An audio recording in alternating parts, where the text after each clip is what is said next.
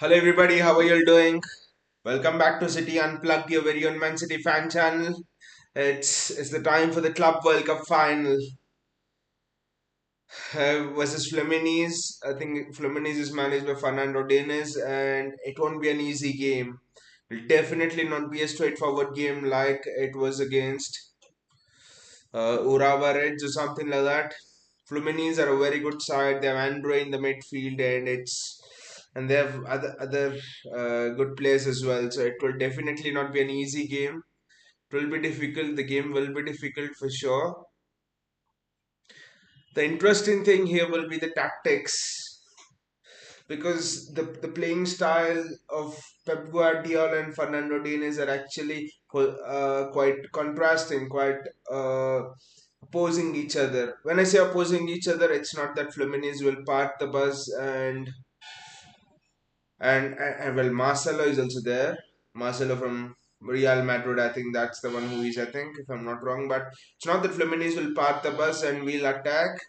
It's when I say difference in methodology with Pep Guardiola, it's like Fernando Diniz likes to play up oppositional football and Pep Guardiola loves to play positional football. So it's almost positional versus non-positional football. That's what the contest is going to be against. It's a long kick from Ederson already. Looking at the lineup, I think this is probably one of City's best defensive lineups. To be honest, I think Stones, Diaz, Ake and Walker. I think this is the best. This is one of our best defensive lineups in terms of the centre backs and things like that. Is it a handball? Is it a handball? Is it a handball? I don't know. City have scored. I think it's Julian Alvarez with the ball in the net. But I just do not know if it's a handball. I just do not know if it's a handball. It all comes from a lovely shot taken by Nathan Ake. And the rebound falls to Julian Alvarez, I think. Let's see if there's any hand involved over there. Look at it. This is what a lot of overloads on the right hand side, and Ake finds himself free with space. There is no offside here for sure. I don't think there's a hand involved over there. I just don't think there is hand involved over there. I think it comes off his chest. It comes off Julian Alvarez's chest. It is Nathanake with a great kick. And the goalkeeper gets something on it. And the curling shot from Ake was superb, I would say. The goalkeeper did well to save that. And that's great positional awareness from Julian Alvarez and City are already 1-0 up. It is a contrast in the way of playing. Look at it. Fluminense do not have a positional sense of playing. Gautam says, "What a start! What a start by Nathanaki Gautam! What a start! Your attacking bliss has already come into the game. Pep Guardiola in his iconic suit and you know all of that. The boss is in his official attire today. I think the players are actually online. But looking at the lineup, I would say this is one of our best lineups. I honestly did not know how to react. If you'd see my reaction after the goal, first I thought maybe a hint of an offside, maybe a handball. I don't know. Because off late we are not used to these fast starts by City. Gautam says, as always, you're blessed, Gautam, as always. But I would be very disappointed today if we don't keep a clean sheet because I think this is one of the best defense in Europe right now. What Pep Guardiola has fielded on the pitch. Ake, Diaz, Stones, and Walker. I think we are seeing four players who are each the best in their respective positions. So no excuse in terms of conceding today.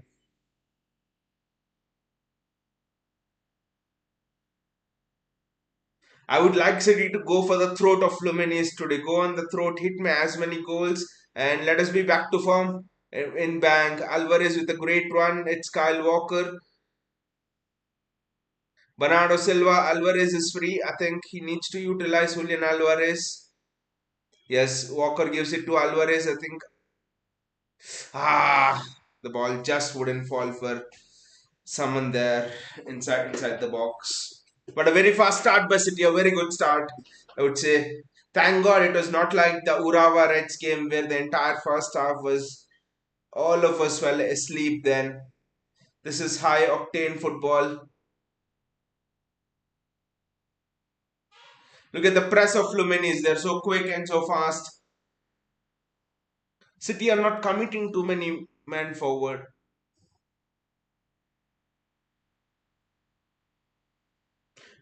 By the way, just a bit of transfer news. We are linked to a Lille centre back. I think Yeri Lono is his name. He's is 19 years old. 19 years old. Is tall, fast, excellent on the ball. He has won the highest number of ground duels in Europe of all the centre backs this season till now. So Yeri Lono, I think, seems that City have an eye on him for the summer transfer window. I don't know, winter or summer. I think for the winter transfer window, not even for the summer transfer window. So that's something we can keep an eye on. Just a bit of transfer news. It will be interesting to see the a positional style of play from Fluminense where they overload one side.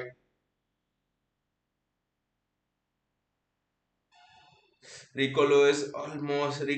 I think he should have taken the shot, to be honest. Rico Lewis, he didn't. He tried to pass there, but Kyle Walker, Bernardo Silva, Rodri,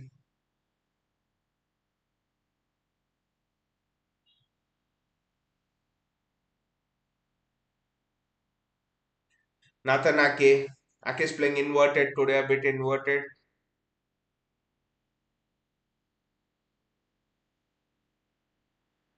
I actually thought Matthews Nunez starts today instead of Rico Lewis, but don't know what Pep saw in Rico Lewis. Maybe I think Pep thinks Rico Lewis is because the midfield will be congested with the Fluminense high press. Maybe he thinks Rico Lewis would be more useful today than a Matthews Nunez. Ideally, I think for the performances of Matthews Nunez deserved to start. That's a good ball down the line. Phil Foden back to Grealish. Jack Grealish has to play it to Nathan Ake. Yes, Rodri back to Ruben Diaz. But yeah, I thought Nunez will play. I think if Nunez played, I think that midfield without Kevin De Bruyne, it would be as strong a midfield as Pep possibly could have put out. Nothing against Rico Lewis, but for me, I think Rico Lewis still doesn't have the physical, diminutive to compete in a midfield physical battle, which we will have with Fluminense for sure. This is excellent pressing from City. The pressing is wonderful from City. Ah, almost. This is an excellent battle going on inside the Fluminense box. Vinicius missed first goal. I did not know how to react for the first goal, Vinay, honestly. I was like surprised. I just set up the stream, I just switched it on in the first goal in around about 40 seconds. I was like, is it really a goal? Is there any offside or something like that? But this is one of the more open games we'll see in a while that City are playing in. Both the teams want to attack. No one wants to defend here. Bloody no one wants to defend. It could be an end-to-end game. Not something that has suited City in the past, an end-to-end game, to be honest.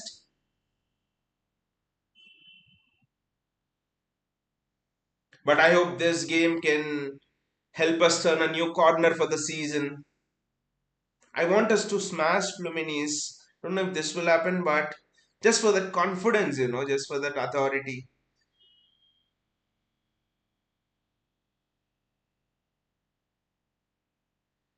When I says who and how we scored. So when Natanake hits a shot from long range, the shot was excellent. It was curling into the corner, and then the goalkeeper saves it, and the ball falls to Julian Alvarez, who guides it in with his chest.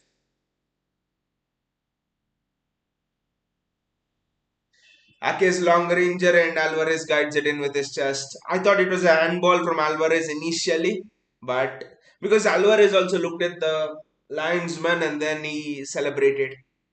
JSK says who scored? Julian Alvarez. Julian Alvarez scored JSK, but but the credit has to go to Nathanake. Nathanake's curling shot, goalkeeper saves, and the rebound falls to Julian Alvarez, who puts it in. I think they're showing the replay now.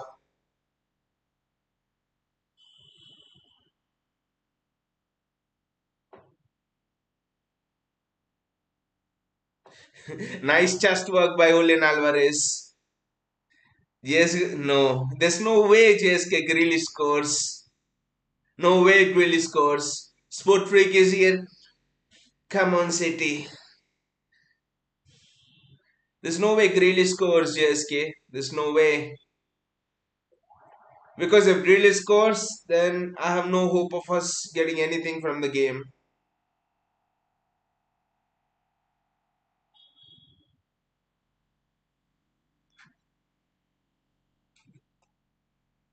Vinay says, hope Grealish scores today. He's been good past 3 to 4 games. But last game, Vinay, I don't think he was that good in the last game. He put us all to sleep.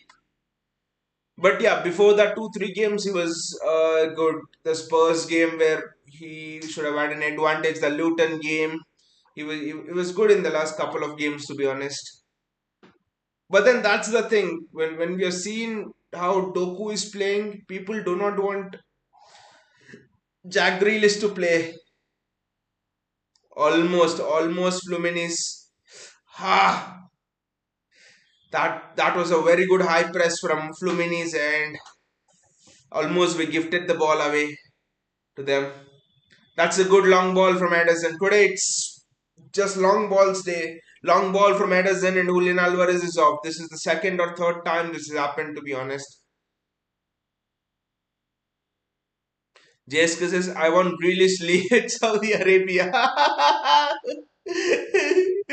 Maybe not yet, JSK. Maybe not yet. And I don't think the party scene in Saudi Arabia is that good because Jack Grealish, I think, when he moves to a new club, the party scene will be an important element for him. Looking at the kind of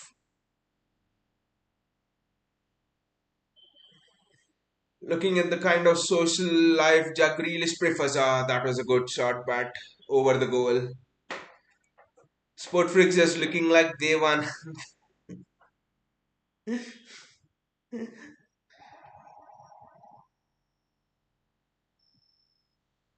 But anyway, guys, regarding the Joshua Kimmich news, today it's coming out that Bayern Munich are willing to sell Joshua Kimmich and City are leading the race. Kimmich wants to join Pep Guardiola. News is that he's even told his agent to look for, you know, his start is looking for a new agent to discuss this deal or something like that.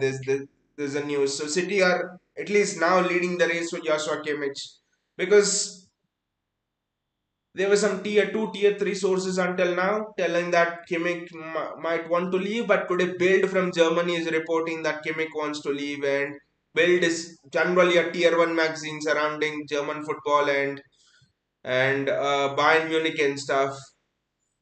Vinay says Walker. There must have been a clause, Vinay. There must have been a clause that Walker needs to start every game because if this was last season, I think Manuel Akanji starts at right back. See, apart from Kyle Walker, apart from Kyle Walker starting this, if you go back to the Champions League final, I think it's Ake, Diaz, Stones, and Akanji, right, who started that. So I think we are just Walker and Akanji swap away from our defensive five, including Rodri, who started the Champions League final. And I don't see any merit. It's not that Kyle Walker has been in amazing form and Akanji has been shit.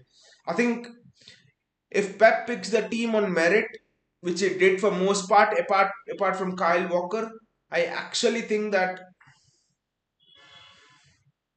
Akanji deserves to start ahead of Kyle Walker in that right back position.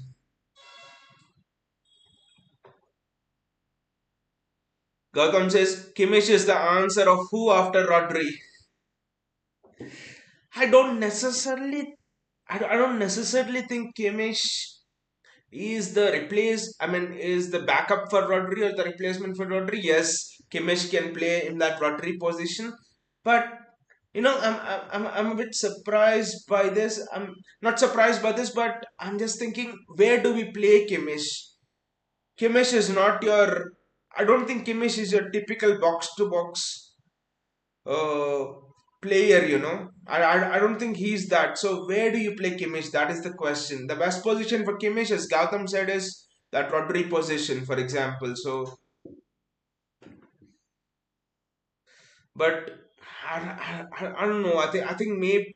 But one thing is, with John Stones' injury record, I think Kimmich will be a terrific signing because Kimmich can fill in for John Stones. He could give Rodri rest, so Kimmich will start the bulk of our games, either at center back or at CDM, or maybe partly at box to box. So, but I definitely don't think you could play a midfield of Rodri, Kimmich, and De Bruyne, or Rodri, Kimmich, and Wits, something like that. I don't think Kimmich is a box to box player. Few people have tried to put this notion forward, but I just don't think Kimmich could work box to box in this system. Gautam says he can also play at right back. True, true. Apart from the box to box thing, I think he can play in I think in pretty much most of the defensive positions. I think he could play even at left back since Pep's fullback. I think if Pep decides to go on to a system where it's the right back or the left back inverting in, then I think Kimmich could play at fullback as well, because essentially he's coming into the midfield as well. So Vinay says Kimmich is no for loan DM. Exactly, Vinay. That's what even I'm thinking. He's not for loan DM. I mean, he can manage a few games, I would say. Ederson gives the ball away. Ederson gives the ball away.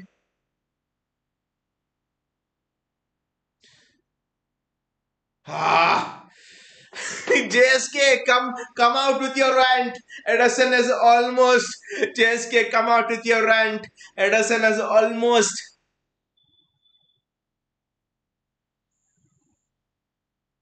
This is going to be tight. I think this is going to be tight. I don't know if VAR is there.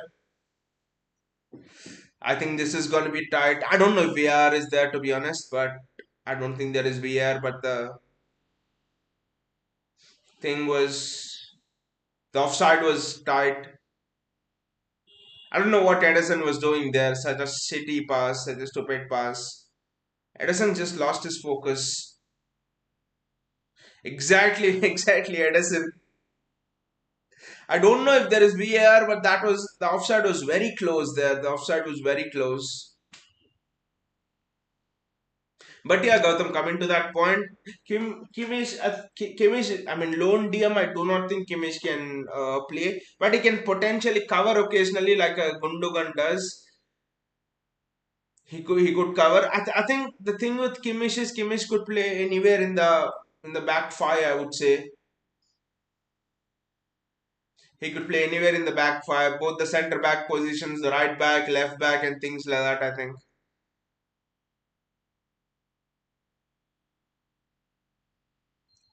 There are automated offsides. There are semi-automated offsides, so it was given as an offside. I think the Premier League should do this, to be honest, semi-automated offsides, instead of them wasting so much time over, going to the VAR room and stuff. Semi-automated offsides take out a lot of error.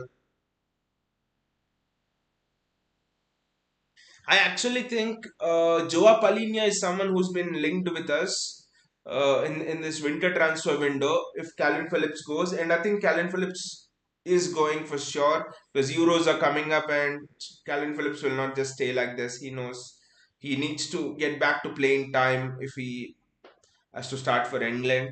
But yeah, I think Joa Paline would be a perfect fit. I would think, playing beside Rodri. He could play as a lone DM. He could play beside Rodri, box to box, high energy. He's one of the best tackler in the league. I think Joa Palinha would be a perfect fit there to cover up multiple positions. I think Joa Palinha could be the player we thought Calvin Phillips could be. His long range of passing and everything is superb. I think on this stream we were discussing as well, Joa Palinha, the kind of tackler he is.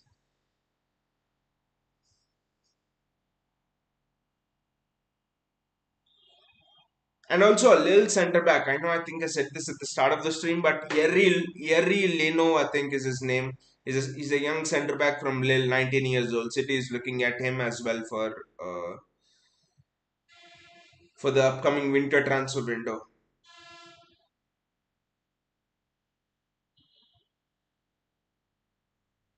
Vinay says, yeah, and for Palinia, we need to get Palinia, Vinay. We need to get Palinia. I think getting Palinia would just, transform our midfield. It could just do so much wonder, especially getting into that later stages of the Champions League. It could just be superb getting Joao Palinia. High work rate, has an excellent shot from distance. Julian Alvarez does extremely well, and I think that's throw in for Fluminense.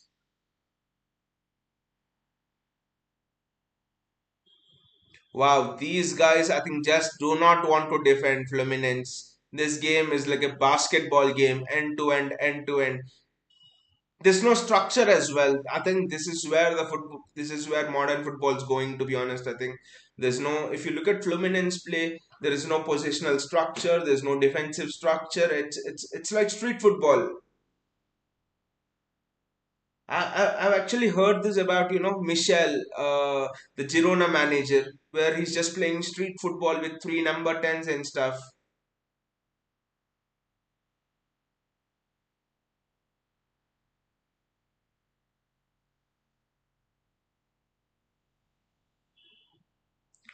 I think the first sort of idea of taking out positional play and getting into this non-positional sense of play was developed by Juanma Lilo when he was at Al Sadd. I think for 1 or 2 years, people say if had- somebody had watched Al Sadd play, it was almost without any structure. Juan Malilo was trying to eradicate the idea of structure. And I sometimes think, seeing us play, Pep Guardiola is trying to slowly inculcate those ideas, and I think that's where football's essentially going. I think when you look at it in the next 1 2 years, we're moving away from positional sense of play. And this is coming at a time when your managers like Arteta and people like that Pochettino are and Xavi and stuff are adjusting to bringing your fullback in, inverting your fullback, this and that. This just shows how ahead Pep Guardiola is, Yon Malilo is, and some coaches are, and how some coaches are still hanging on to the cobwebs like your Artetas and Xavis, for example, and just holding on to the past. Vinay says Alvarez is pumped. Alvarez knows, I think Vinay Alvarez knows that he will not get a better chance to fight for his spot. Alvarez knows that he's not going to replace Haaland, but I think Alvarez is striving to prove a point to Pep Guardiola that I may not replace Haaland, but Pep, please play a two striker system so that you can include me. I think Alvarez wants to prove a point such that Pep just creates a new system and starts playing him. Just like when Pep said when that's a foul. That's a foul. A free kick visiting. But it's almost Alvarez wants to do a thing that Cesc Fabregas did when Pep went to Barcelona. Pep had Busquets, Iniesta, Xavi, and he said, "But and I cannot leave Fabregas away." So Pep, almost. I think it was in Pep's last season at Barcelona that he played with all of those four midfielders. It didn't quite work out. That's another thing, but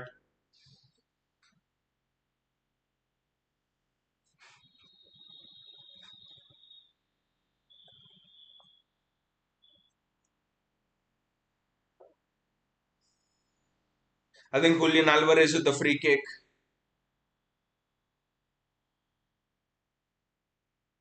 Alvarez is pumped. You're right. He's dribbling, he's dribbling forward with the free kick, and then he's going to shoot. Alvarez is on another level.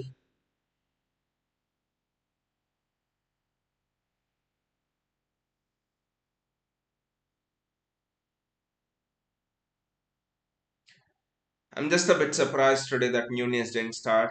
But yeah, nothing against Rico Lewis is one of our own. So Nothing against Rico Lewis starting. Ake does extremely well there. And it's a Fluminense throw.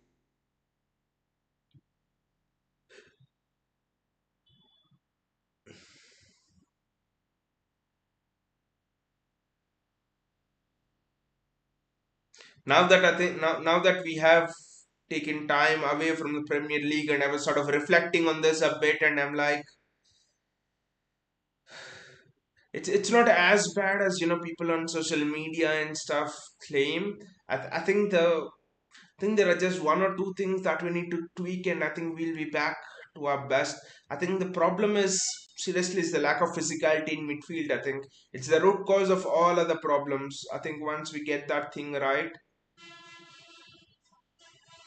again the question is, will Pep bench Julian Alvarez? Because the problem originates with Julian Alvarez in midfield. Alvarez might be a generational talent, but he's not someone who can play in midfield. So don't know what lineup Pep puts forward against Everton when Erling Haaland is fit, for example. I think we are more fluidic, we are more metronomic in a passing when Alvarez doesn't play in midfield. He almost takes a second too much in midfield.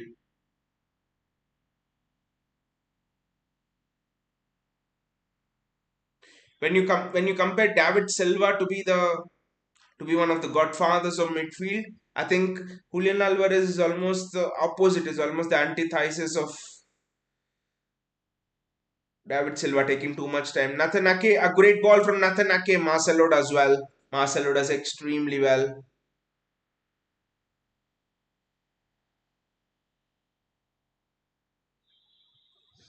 I think City needs to hit the second goals. We need to score the second goal. 26 minutes have passed. And Fluminense is actually open. Fluminense is actually open. We need to score. Need to score the second goal so that fans can chill on a Friday night and watch this game. It's been a while since we have chilled out a bit and watch the game, right? Every bloody game since Diwali, since that Chelsea game in Stamford Bridge has been fireworks. There's not been a moment of respite for us. Friday night watching the final, just score the second goal so that we can chill a bit. This is the chance to chill a bit.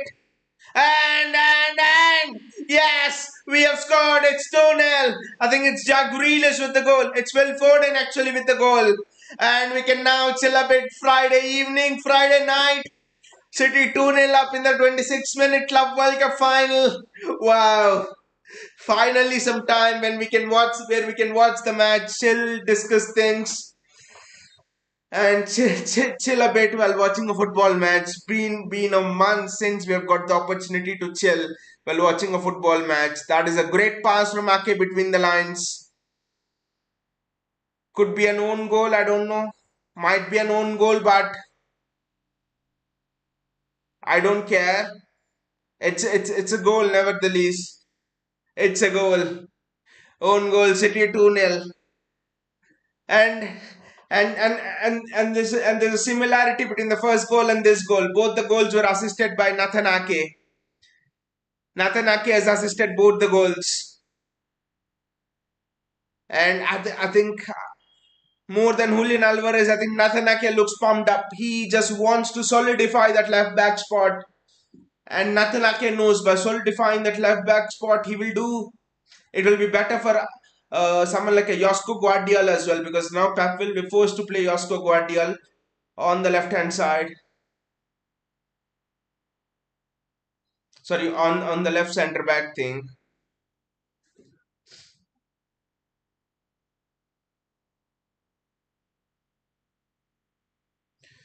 Gautam says, any news about Kev's return? I think Kev should be returning anywhere in the first week of January. I think he's in first to second week of January. I think second week of January would be a good return date, because I don't think we have much Premier League football in the first week of January. I think it's some winter holidays or something for the Premier League. And that's good. So I think by the Second week of January, I think Kevin De Bruyne should be there.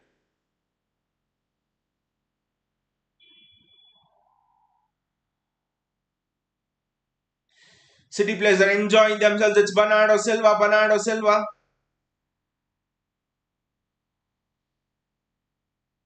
John Stones, Rodri.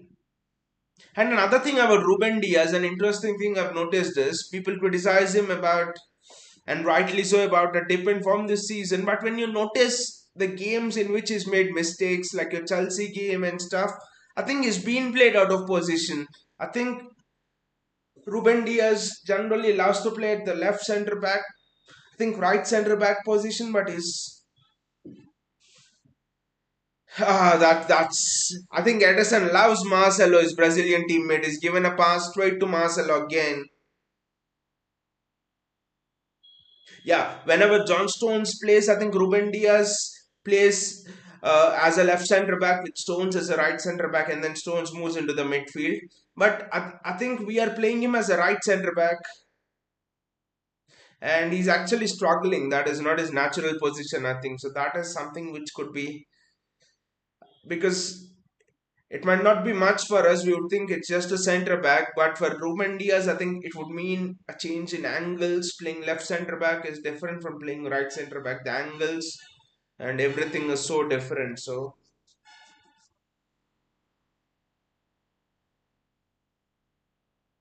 that is something I think we can keep in eye on, because this game is playing in his best position.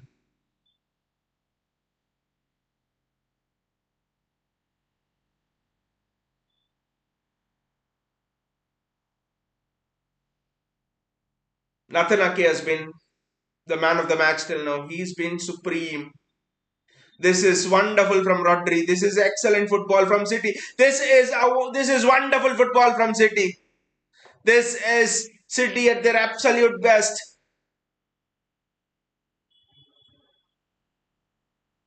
This is Man City at their matrimonic best. Look at this. Nathan Ake, Rodri, Grealish, Foden almost through on goal. This is the kind of football which we played with false nines. Grealish done exactly when that is, I think, that is the best piece of football we have played all season. It was magical. And the sequence of play as well, if you see, it's been superb. Nathan Ake intercepting the ball, Ake to Rodri, one touch pass to Grealish to Foden almost through on goal. This is how we broke defenses with false nine. What the hell has happened now? What has happened now? Can someone tell me in the comments, because I don't have the sound on here. But what has happened now? Why are the players going away? It's surely not the half time. It's just 32 minutes gone. But why are the players going away? Can someone tell me in the chat? Why are the players going away?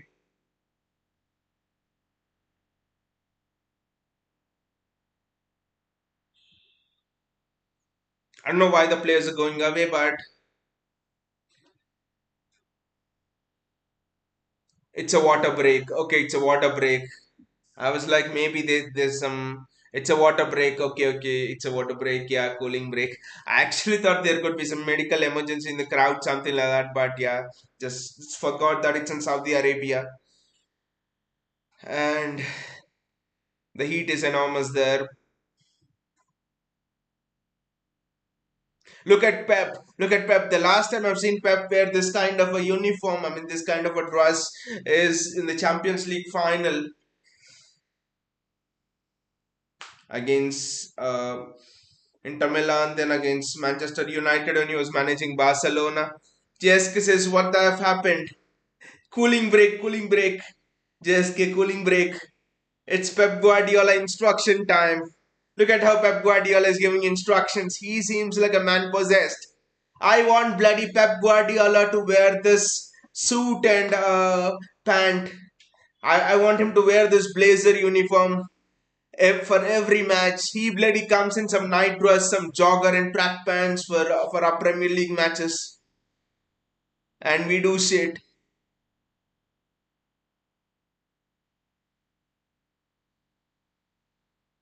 and the players are back onto the field. Just a bit about the about our future plans. In the summer transfer window, I think we need to find a long term replacement for Kyle Walker as well. We need to find a long term replacement for Walker. I'm just thinking who are there. Pedro Porro we have left. I can only see Jan Kuto, to be honest. Can only see Jan Kuto, and I think the guy deserves to at least get a look in. He's been on loan for 2 3 years at club suggested by City. I think he deserves to get a look in.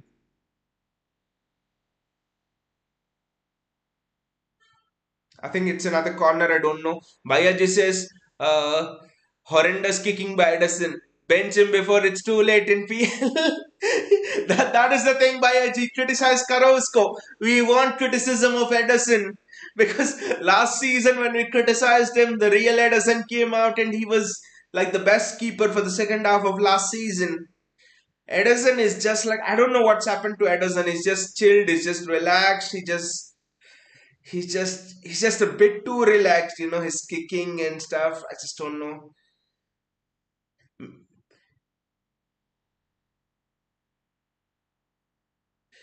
But yeah, we we need criticism of Addison on this channel, because when you people criticize him, somehow Edison gets back to his best.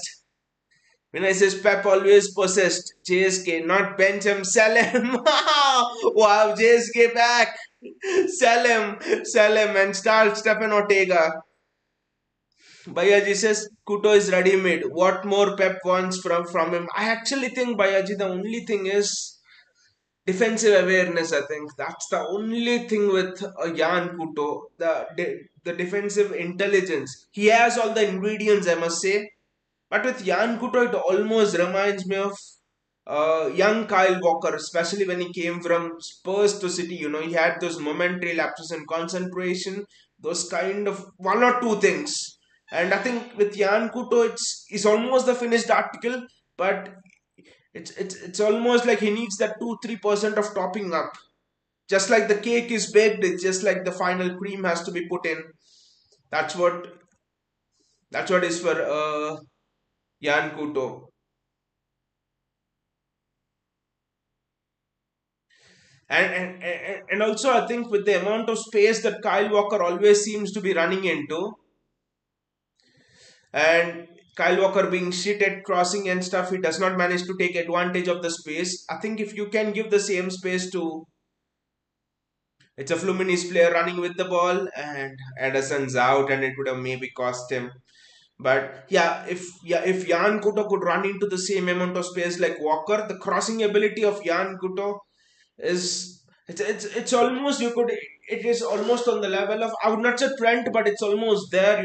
It's so good. It's raw. It's almost when a new Trent, when a young Trent, 19 21 years old Trent emerged. That's how Jan Kuto's crossing is. It's that good when I'm comparing it to Trent. That's what.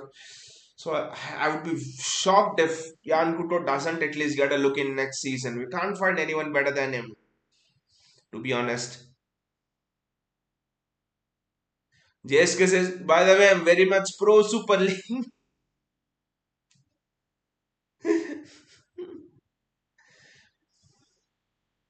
Honestly, JSK, I think only Real Madrid and Barcelona are pro Super League, and I think everyone else is, all the other clubs are anti Super League.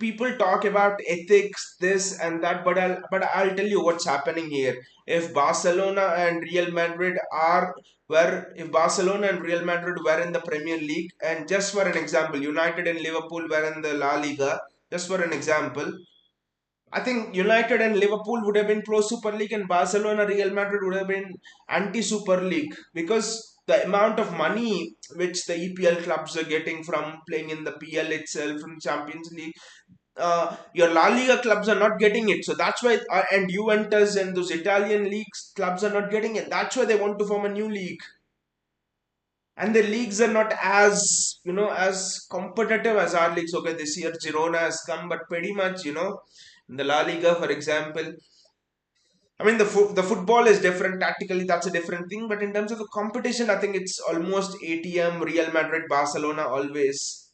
So I think it just depends on the financial situation of the clubs when it's pro Super League or anti Super League. I think that's that's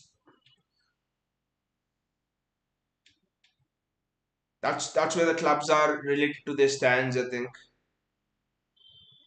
On the top, I mean, on the outside they could say morality, on the outside they could say ethics, we want money to seep down to the divisions, but at the end of the day, everyone, you name a club, everyone is about business. There's no one here who's doing public service or something.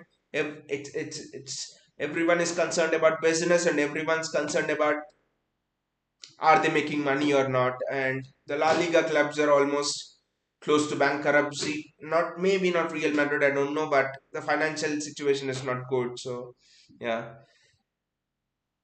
Ah, what a save! What a save by Ederson! What a save by Ederson! It is offside, but yeah, Bayaji and JSK, तुम्हारे ताने, तुम्हारा criticism, Ederson को सुनाई दिया. Ederson has listened to that end. What a save by Ederson there. What a save. What a save there by Ederson. That is just superb. That is just a superb save from Ederson.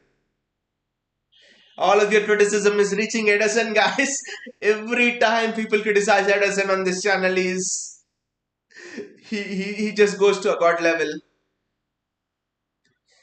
JSK's Super League is what which can take us to the level of Liverpool or Man United in terms of glory. We are there. We are already there, JSK, in terms of the trophies, in terms of the glory and all. We are there. 6 Premier Leagues in the last decade. We have won 5 out of the last 6 Premier League titles. I would say 7 Premier Leagues in the last decade. We have won 5 out of the last 6 Premier Leagues, Champions League, Treble. We are returning to immortality, JSK. Whatever people might say, this, that, fan base and stuff, we are returning to immortality. People just can't digest it. People say they don't care about City, but we are living in their head rent free. We are immortal. We had become bloody immortal in Istanbul that day.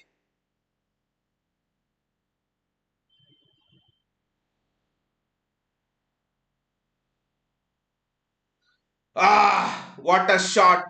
What a shot from Jack Grealish that was, and what a save. The Fluminense goalkeeper has been good.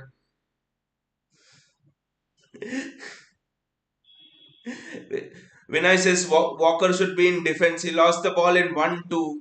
Exactly, Walker's just gone to shit. Walker's just gone to shit. When it's just that I don't know what Walker said to Pep Guardiola in that restaurant he's playing. Walker's just gone to shit. JSK says league is what shows you your real level. Knockout stages, any team can win with a bit of luck. Take Madrid, for example, in 2022. I agree. I agree. I completely agree. League is what shows you your real level, because over a long period of time, all of those bad decisions and stuff, they roughen yourself out. But I think knockout as well. Even though luck is there, I still think it's a kind of a mentality game which can be perfected.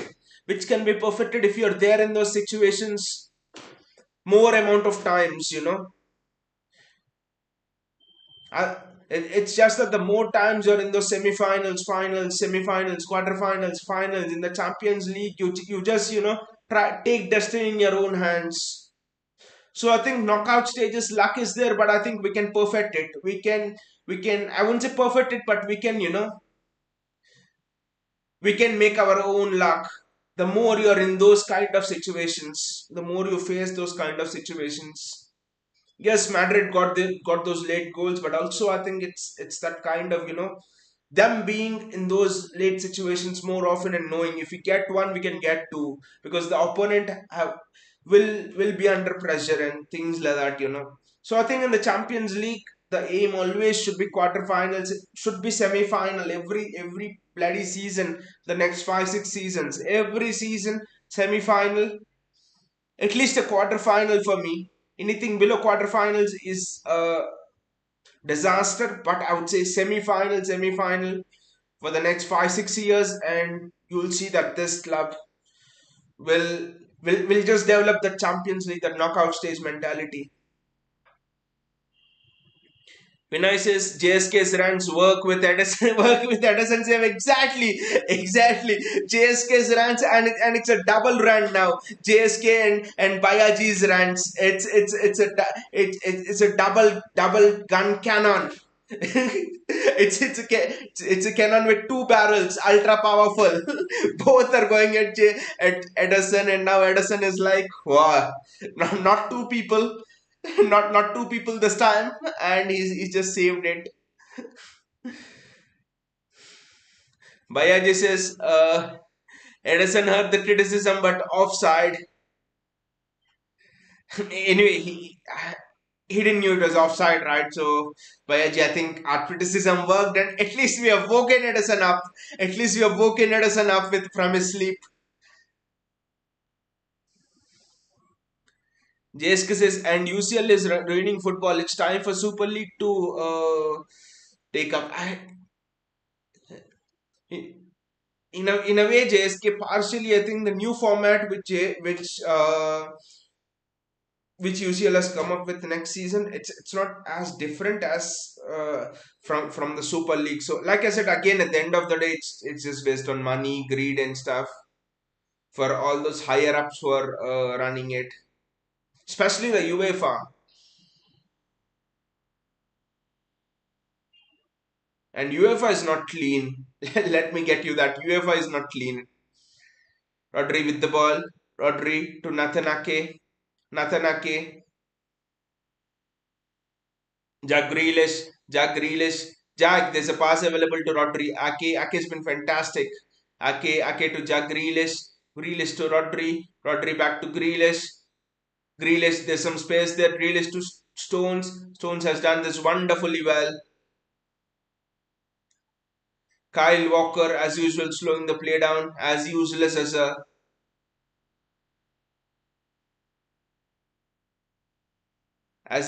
a banana peel. Kyle Walker.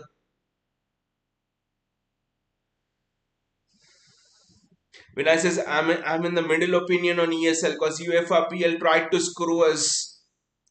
It's I mean to be completely neutral and speak on it. When I think it's not that the UCL is. I don't think the UCL is exactly fair, and the Super League is like something which is evil. It's not evil. If you look at what the UCL is doing in terms of everything, the UCL and the Super League are not much different. To be honest, they are not much different. It's just two different business entities running it. That's it. You look at the format with new format which UCL wants to bring in. The the kind of distribution of money there. I think with the ESL, there'll be more accurate distribution of money to the clubs. So it's not that I'm a hardcore this thing that yes the UCL is right, but at the end of the day, it's just two businesses competing, the ESL and UCL. By UEFA, two businesses competing for money. That's the only thing. And football is the game that they're making it as a medium to earn their money. That's the only thing at the end of the day. It's not that one is doing social service.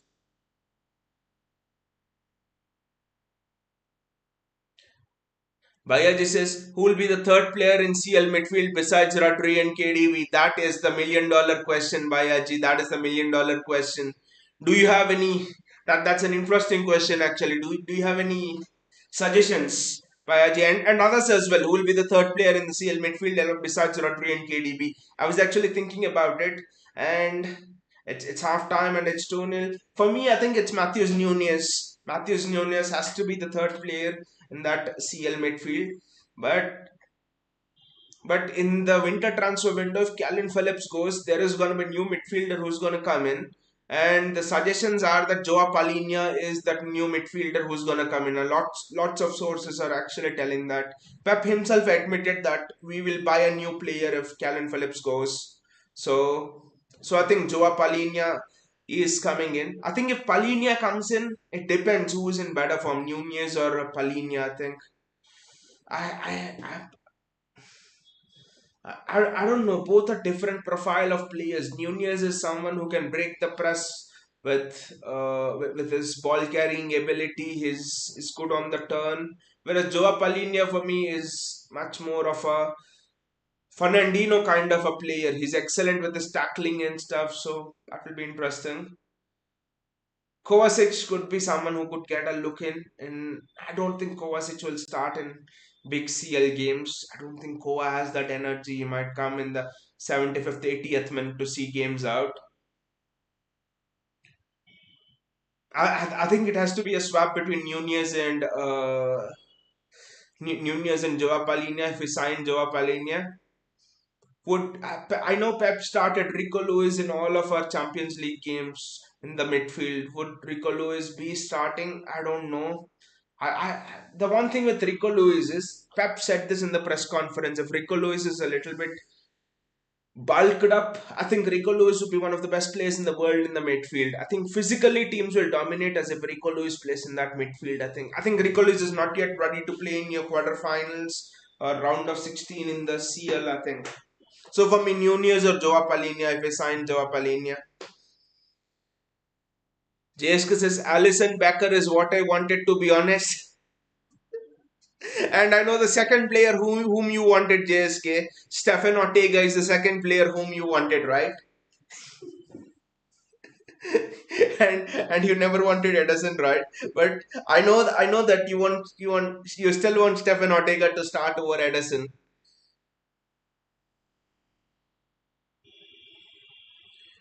Bayaji says, yes, with that opinion, just like when I said on the ESL, even I'm that kind of a thing because at the end of the day, I'm not pro UEFA or something.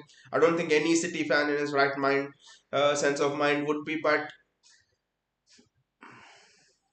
I sure think this ESL could be a big rival for the UEFA Champions League. I think. Let's see how it goes. But for me, at the end of the day, it's two businesses competing for the spectacle, competing for the minutes of the players. I think that's the only thing. Vinay says, no way Ake is playing line breaking passes. He is, Vinay, he is. He is. I think at the end of last season as well, in February, March, Ake was doing that. Ake was playing those line breaking passes, to be honest. He was getting into those regions in the left back position as well. Maybe not this centrally, but in those left back position, he was doing it last season as well. And and I don't think after this performance Pep drops Ake in favor of Josko Gvardiol. It will be a crime. What more do you want Ake to do? He's playing those line breaking passes. His kind of overlapping, his underlapping, not overlapping much in this match, but his underlapping, his taking shots, his shot as well. I was like, no way, Nathan Ake hit that shot. Nathan Ake hit that curling shot. Ake has done everything you could have asked him to do, to be honest. For me, Ake is the best left back in the world at the moment.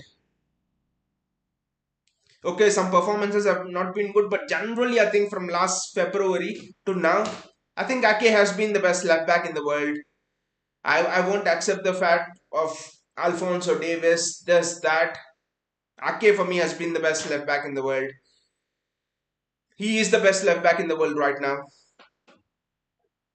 Vinay says, Nunez, but need who will make those tackles, stops transition, cause it's a knockout game. Free flowing football doesn't work. Exactly with Nunez is excellent at breaking the press, but I think Joao Palhinha fits the bill. To be honest, I think.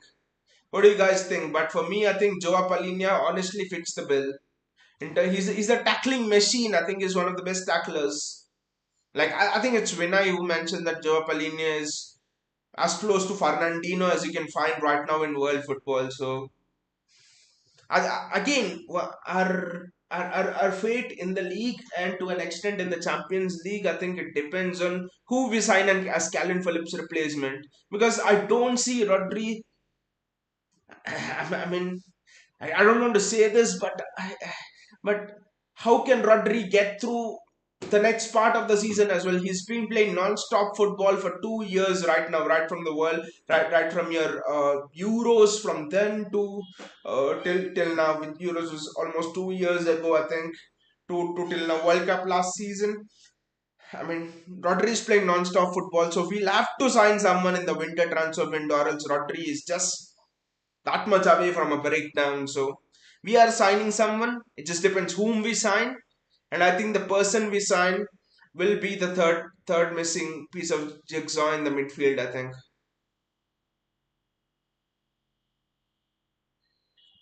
JSK says Nunez don't play City. It's JSK. It's Nunez, Matthews Nunez. That's what I meant. Not Darwin Nunez. Of course, I know Darwin Nunez doesn't play at City. We meant Matthews Nunez. I think it's just spelling mistake, but he meant Matthews Nunez. To be honest, but yeah, the third midfielder is a worry. But I would be pissed off. I would be absolutely pissed off if Pep Guardiola played Julian Alvarez as the third midfielder alongside Kevin De Bruyne. I would be absolutely pissed off. But again, this is another interesting question. Do you think Pep Guardiola is gonna play the 4-3-3 system or the 4-2-3-1 system, whatever, variations of it, or do you think come January, February, Pep is gonna just flip it up and come up with a 4-4-2 system, for example, two striker system, Haaland and Julian Alvarez, with Alvarez pressing from the front, 4-4-1-1, Alvarez as a striker. Do you think Pep Guardiola can do that? To be honest. So that is something else because last season, come February, the entire system flipped. Last season in February, Pep Guardiola just played a new system with four centre backs lining at the back and stuff like that. So I think the system's also something which will be interesting because Pep always has certain things that he tries in the first half of the season, which are not evident, but he tries them, and then second half of the season he just he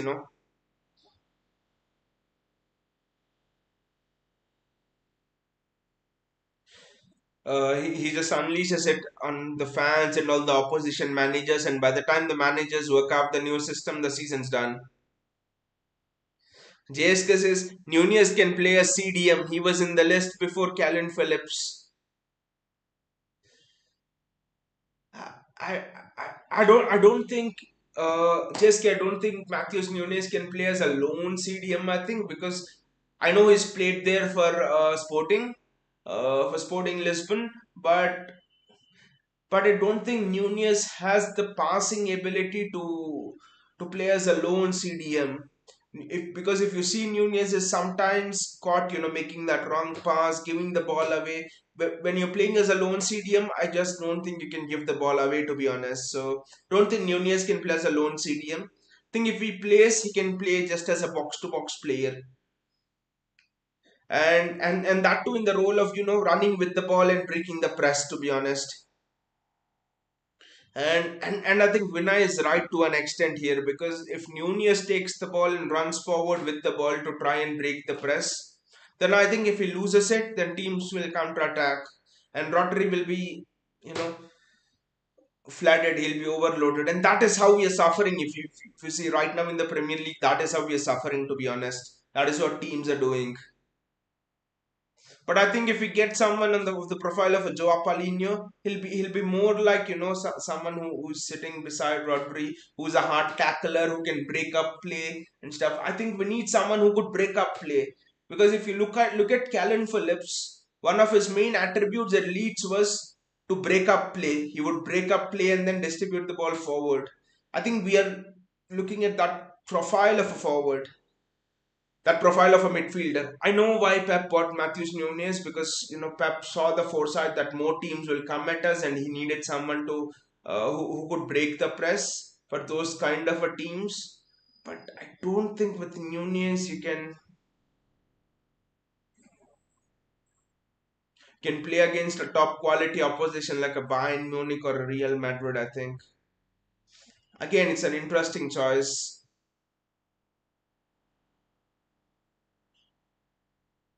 And by the way, we must remember Pep got Nunez because Lucas Paqueta didn't come. And the profile of Paqueta for me is a bit different than Nunez, I think. JSK says, all I can see is Alvarez cannot be benched. If he's benched, I don't think he'll be staying any longer. As JSK, you've forgotten another name. Another player cannot be benched, and that player has got an agreement from Pep Guardiola in a hotel, and he is Kyle Walker. I don't think even Kyle Walker can be benched.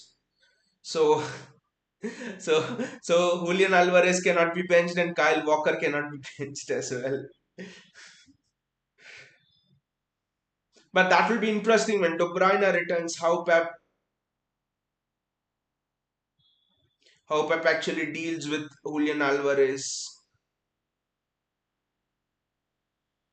When I says yeah, Alvarez isn't bench guy, then I think Pep will go for a 4-4-2 or a 3-5-2 system. But I don't think for a 3-5-2 system we we have. I mean, I wouldn't be surprised if he goes for a 3-5-2 system, to be honest, because if you look at how Pep is utilizing Josko Gvardiol, Kyle Walker, essentially Kyle Walker and Josko Gvardiol play as wing backs, right? When even right now in a 4-3-3 system, right? Both Gvardiol and Walker are always high up. I think this could be, my God, I think this could be a preparation for a wing 3-5-2 system, a wing back system when uh, Kevin De Bruyne is fit. Could be the case. We could go in with a 3-5-2 with a three at the back, Gvardiol and Walker on the full back flanks, Diaz, Stones, and probably an Ake, for example, or Akanji as three centre backs. That could be interesting. Then it could be Rodri, Kevin De Bruyne, and maybe a Joao Paulinho or a Nunez in the midfield, and then two wing backs in Walker and Gvardiol to complete your five, and then Alvarez and Erling Haaland as your two. This for me doesn't look bad. This for me looks more secure, to be honest. 3-5-2 doesn't look bad at all. But the only question is, where do you play Bernardo Silva? I think in a 3-5-2 you play Bernardo Silva in the midfield as well. I think if you place a 3-5-2, then it's sorted. Then it's Rodri, Bernardo Silva, and Kevin De Bruyne are your midfield three. So could be interesting in terms of what Pep Guardiola looks at the formation, but I won't rule out 3-5-2. He's tried to play 3-5-2 in 2012. Barcelona's last season didn't work. He tried to play 3-5-2 in 2017 in his second season in a Centurion season. Mendy got injured, didn't work. I think with the acquisition of Josko Gvardiol, he could very well try this. Try that formation this season. The only thing is, I think Kyle Walker will be shit in this formation. But yeah, I think a wing back role could actually suit Walker more, and it could provide us with a much more solid defensive base. So I think 3-5-2 could be something we could probably look at, to be honest. Look at Pep Guardiola putting out in the future, probably January, February. JSK says, by the way, this time clash with Madrid will be awesome because we got our own version of Vinicius Junior, and guess what, JSK, our own version of Vinicius Junior will not play because because you because you come to the Champions League knockouts. I'll tell you who plays. Jack Grealish on one wing, Bernardo Silva on other wing, Erling Haaland strike. That is what Pep Guardiola will actually play.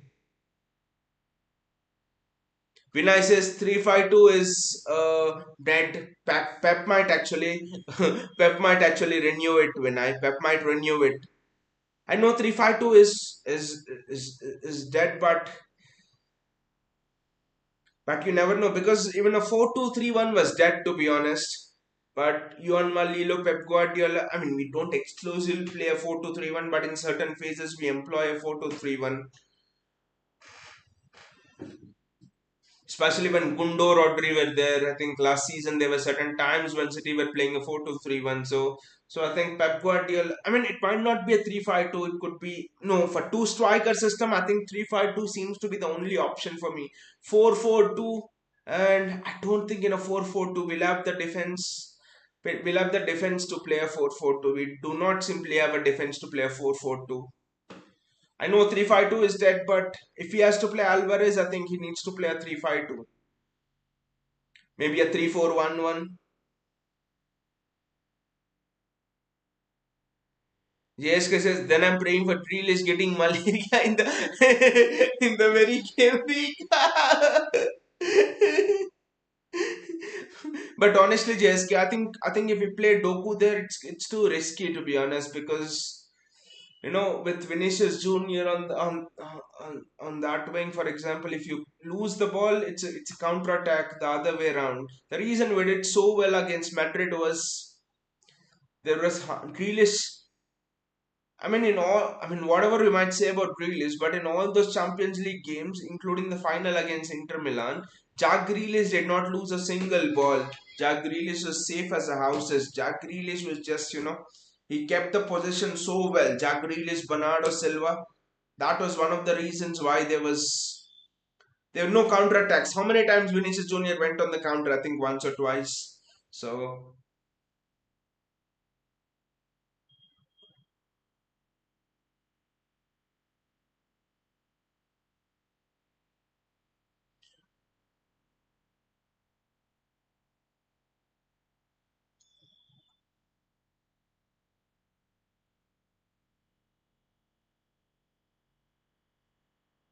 by the way, I actually think Vinay, 3-5-2 is the formation that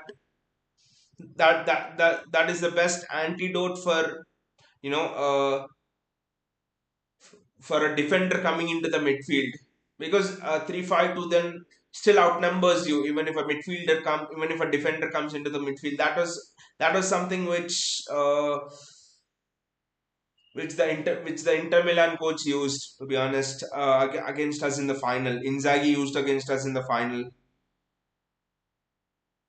That was one of the reasons we struggled. So I think 3-5-2 is still used in Italian leagues, but I don't see Pep using it. Yeah, you're right.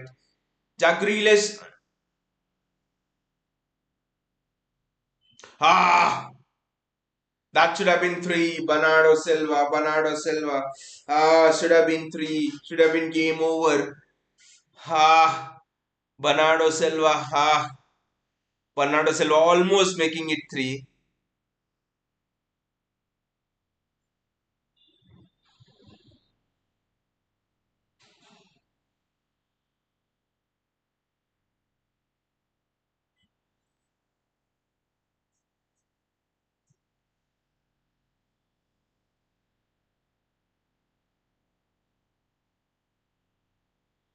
Next summer is going to be a long summer for us. You're looking for a Walker replacement. We are looking for a KDB replacement. And if things don't go well, I think we might also be looking for a Rodri backup.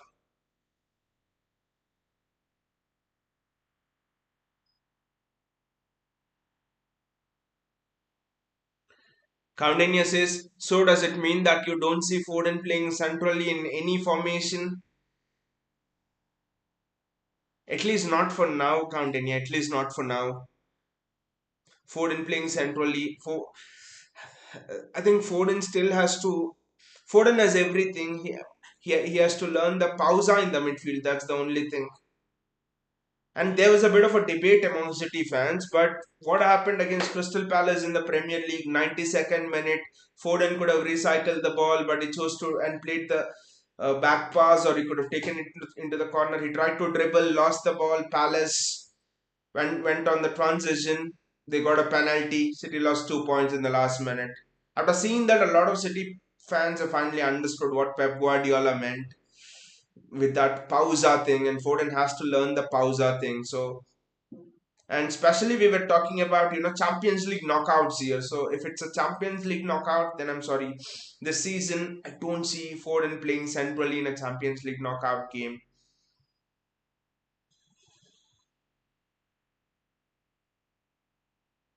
Maybe in the Premier League, I think against many teams Foden could play there, but not against your Bayern Munich's, your Real Madrid's, your and all of your top teams. I don't see Foden playing centrally there. Rodri with a wonderful chip ball. Jack Grealish with so much of space. Run into. Wonderful ball there. Vinay says this Andrew will develop good. Liverpool have been tracking him. Liverpool wanted him, but he did not come. Actually, this summer Liverpool wanted him. He did not come. People were telling we must go for Andre as well, but I don't think we are in a situation to experiment now after the what happened with Phillips. I think get Joe Apalinia and just secure the loose ends of that midfield. That's the only thing I would say. But yeah, Andre could develop very good. I think there is Manchester United, there is Liverpool, there are a lot of teams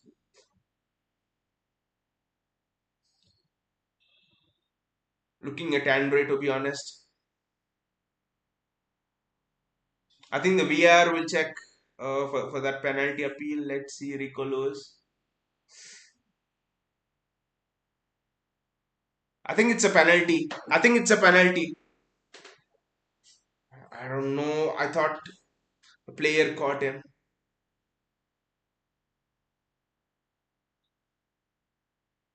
Let's see.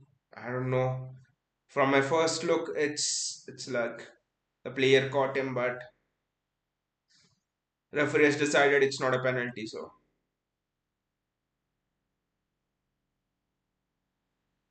Jack Grealish, Jack have a shot. That's a foul.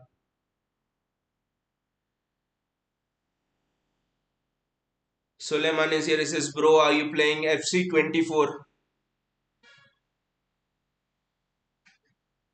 What does he mean?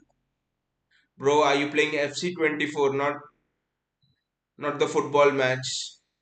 No, I'm not playing any FC 24, and I've not understood your comment either. But if you're asking me, am I playing the EAFC 24? No, no, I'm not playing the EAFC 24. But yeah, I do play FIFA and all of that. What a ball that is! Ah, what a clearance from the Fluminense player as well. What a ball that is! City have been defensively good. Ederson making a couple of errors, but generally City have been defensively very good this match, except Ederson. But he's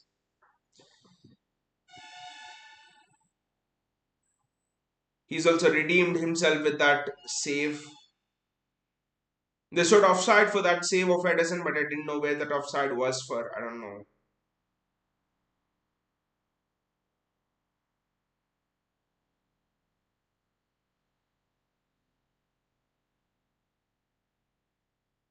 And I also think taking Andre from this is also a risk right now. I think he'll develop good. I think that is the right phase because right now someone from Brazilian league, I don't think we can afford that.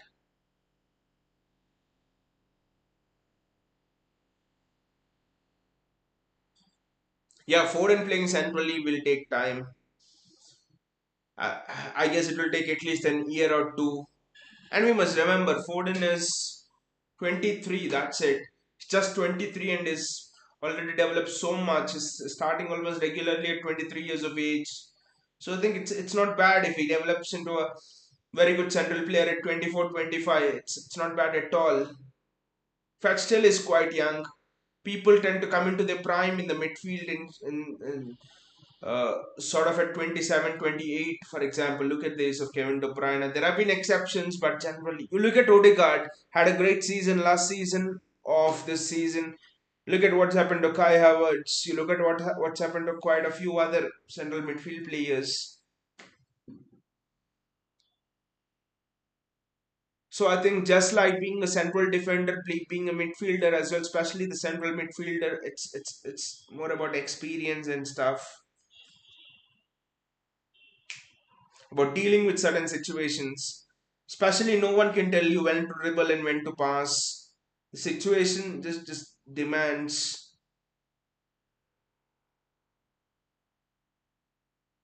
Because against Palace, for example, Foden could have dribbled, got past people, scored a solo goal on another day. Everyone would tell Foden the midfield talent has arrived. Still, that would not have been a good decision for him, even if he had scored a goal there. So, that realization will only come with experience.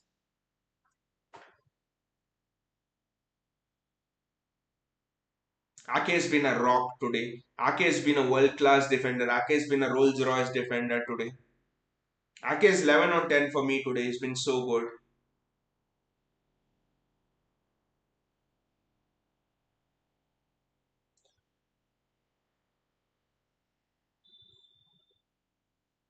Bernardo Silva was talking about Joao Neves, I think a few days back. Joao Neves has 100 million, 120 million release clause or something. So, but I don't think next summer will, because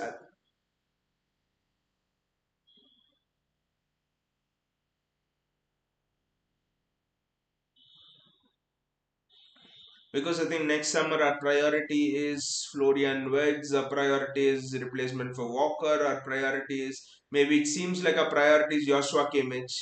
So I don't think we'll actually go for Joao Neves.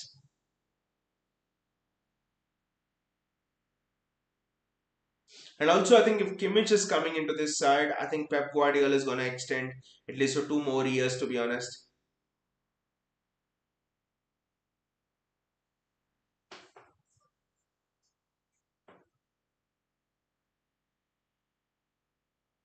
Rico Lewis is fouled, and Marcelo goes into the book. Marcelo has not changed one bit since he's left Real Madrid.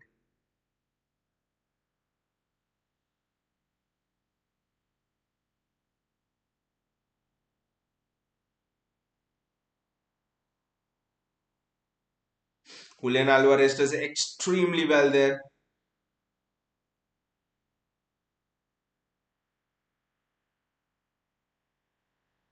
Rico Lewis back to Rodri. Rodri spreads it out to Kyle Walker. That's a foul on Kyle Walker, I think. It's not a foul. Look at Walker on his bike. Look at Walker having a race with that Fluminense guy. It's just 57 minutes gone. At least we are able to chill and enjoy this match a bit.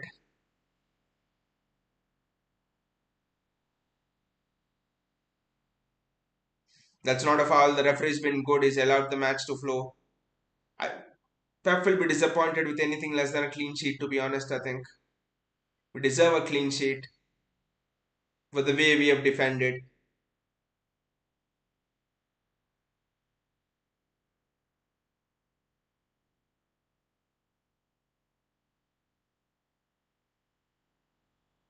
That guy has gone past Kyle Walker, and the ball kindly falls to Ederson, and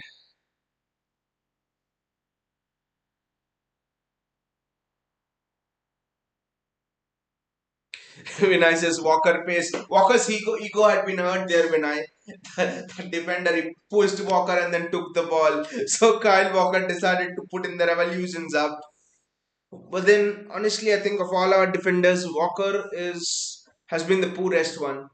Not been a bad game, but in terms of comparison to other defenders, I think Walker's winger, I don't know who he is. He has gone past Walker once or twice. So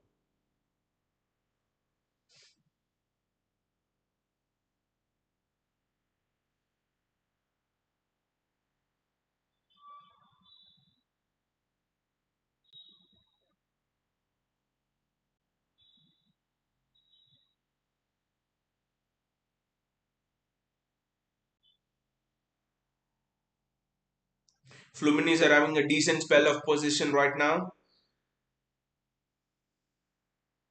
And it's defended very well by John Stones. Just John Stones coming in and Ake at left back.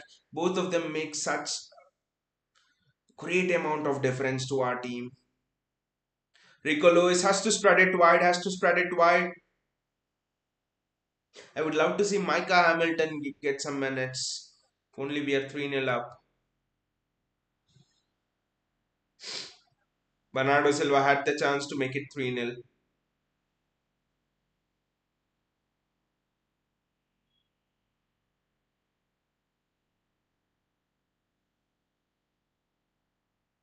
It's a substitution. I just Vinicius Rico needs to be subbed. You're right, Vinay, you're right. I think Pep should not repeat the mistake he's done with against Crystal Palace, to be honest. I think where he didn't sub anyone in the midfield. I think it calls for fresh legs into the midfield. It calls for Matthews Nunez into the midfield in in place of Rico Lewis.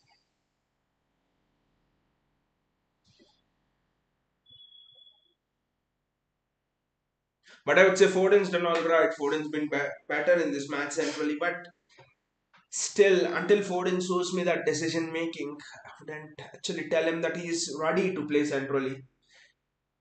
Bingo, you're right. You're right. When I do you have a earpiece connected to Pep Guardiola?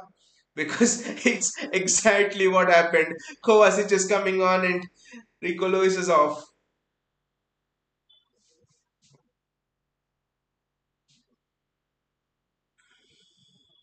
Go on for exactly when exactly. I think you have a mouth. You have an earpiece directly connected to Pep Guardiola because I think Pep Guardiola seems to have heard what you have said. Substitution, and he's like, let me substitute.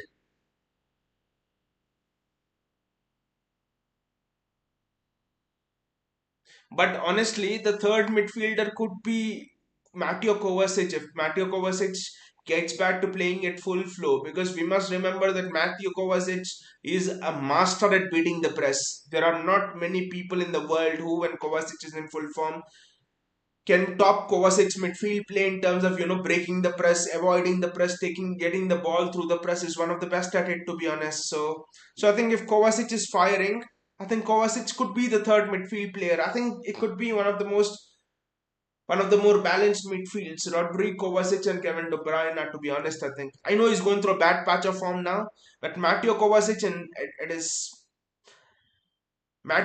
at his best, I think he's unplayable on his day. Matthew Kovacic is so good, to be honest. I'll just have a bit of water and come.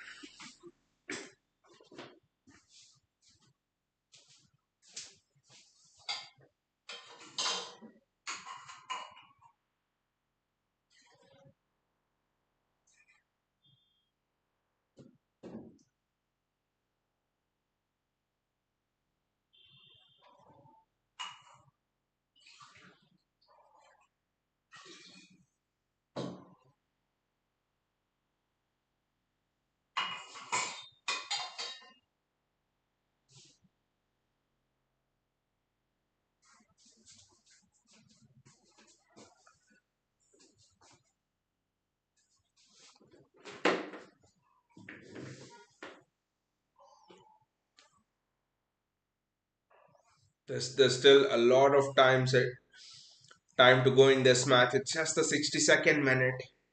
City need to manage this game well. The end of the day, we must not forget it's a club final and we must not allow the opponent to. We must keep a clean sheet. We must keep a clean sheet. Whatever might happen, we must keep a clean sheet.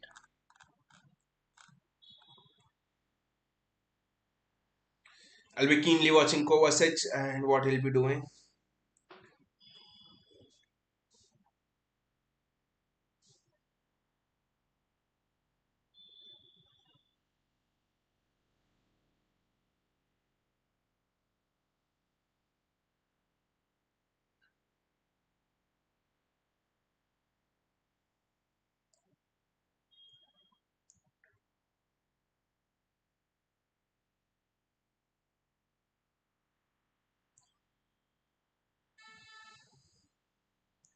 That's a ball over the top. All of the attempts of Fluminense have been balls over the top of late, to be honest. John Stones, John Stones does well. Ah,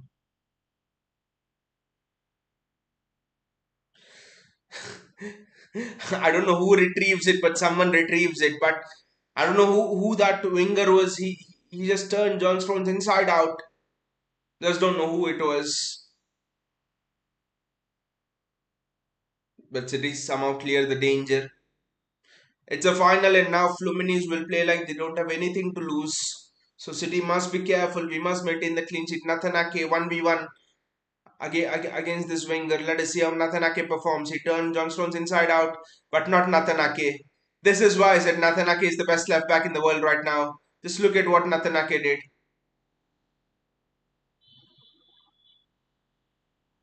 Ederson does well to catch it. That's a good catch by Ederson.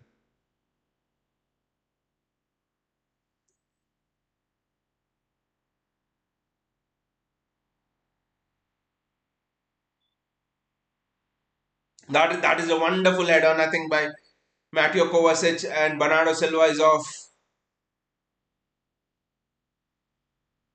Phil Foden, Rodri, Phil Foden again,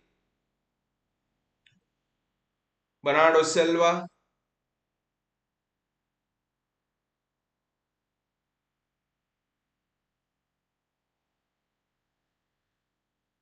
Mateo Kovacic already showing why he's a midfield general.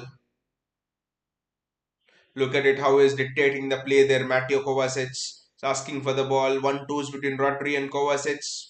Kovacic has definitely got control. Bit more control to this midfield, to be honest.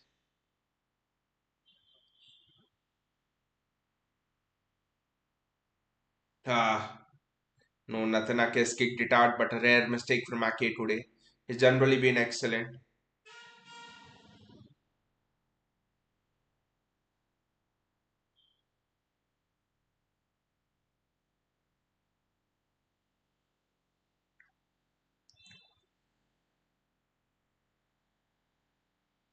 Matthew Nathanake there, Ederson does extremely well. That was a dangerous situation. That was a very dangerous situation. Fluminense are just going for it right now.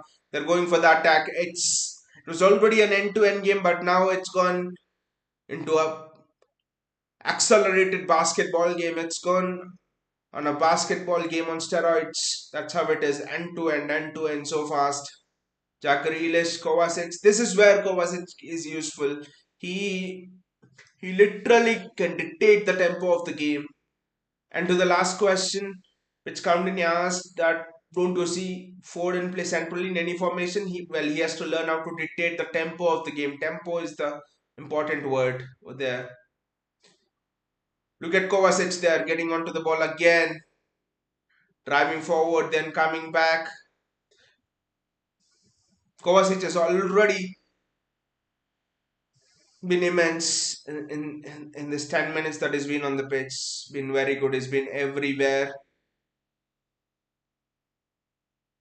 Rodri. That's a foul on Rodri there. It's a yellow card.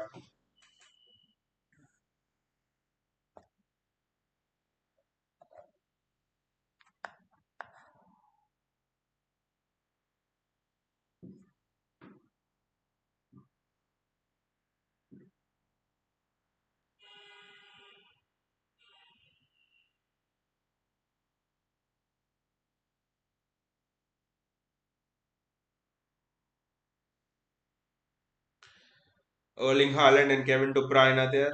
Ah, is Rodri injured? I hope not. This doesn't look good. This doesn't look good. I hope the injury is not serious for Rodri. I hope the injury for Rodri is not serious at all.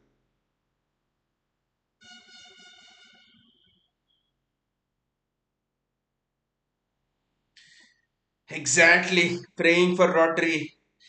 I hope the injury is not serious at all for Rodri.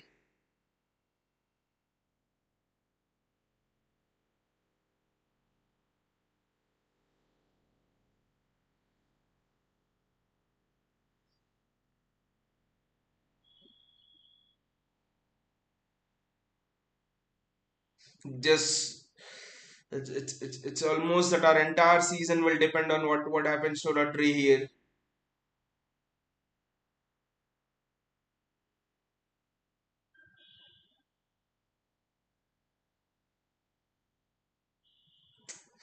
Ah, I think it's just thank God he's up. Thank God Rodri is up.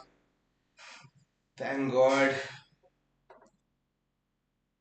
We need to find a backup for Rodri in the January transfer window. It will not go on like this.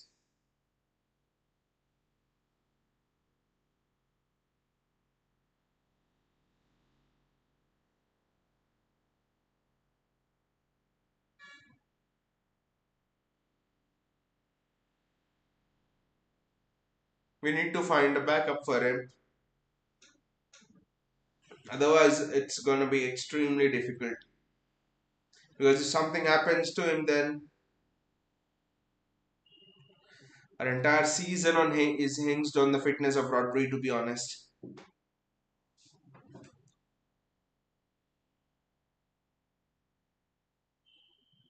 thank God Rodri is up and running and all right. That was an almighty injury scare.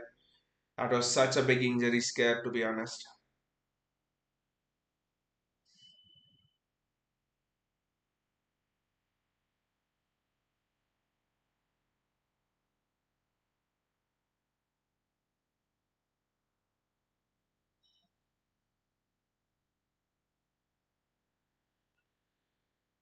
Ruben Diaz with the kick.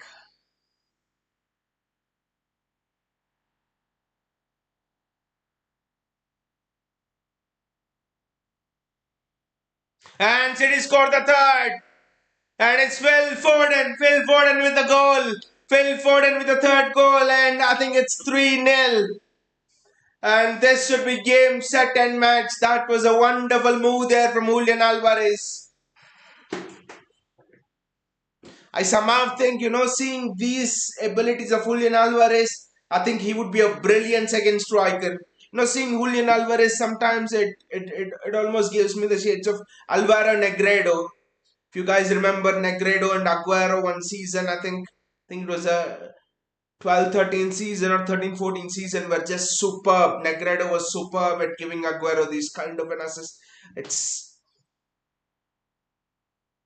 For me, it's the same thing with Julian Alvarez. I see shades of Alvaro Negredo in him in terms of the way he can assist balls. What a run by Phil Foden. Late run by Phil Foden. Phil has got everything to play in the midfield. It's just the ability to control the tempo of the game. That's the only thing. More subs are lined up. Manuel Akanji. What a run! What a run! When I seeing how Julian Alvarez has actually given that assist and the work rate of Alvarez throughout, I just think he'll make a brilliant second striker. Julian Alvarez. Just which system? Ah, Rodri is down again. Not good, not good. I think Rodri is down again.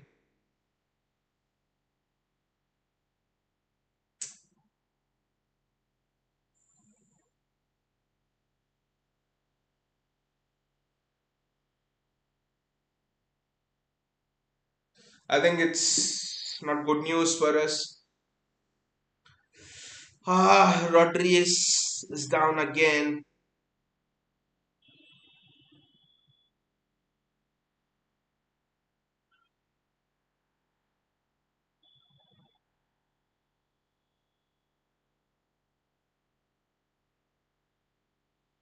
Let's see what's it with Rodri's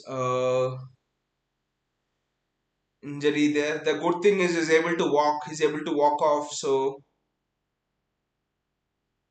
that is actually a good thing. It's good that he's able to walk off. Think anyway we have scored 3 goals.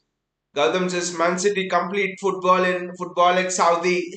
And I don't think there are any teams who have won the Club World Cup at their first ever attempt. Liverpool, United, even Chelsea. I think they've taken time. They have none of these clubs have I think won the Club World Cup at their first attempt, and we I think are going to be the first side to do so. History in the making.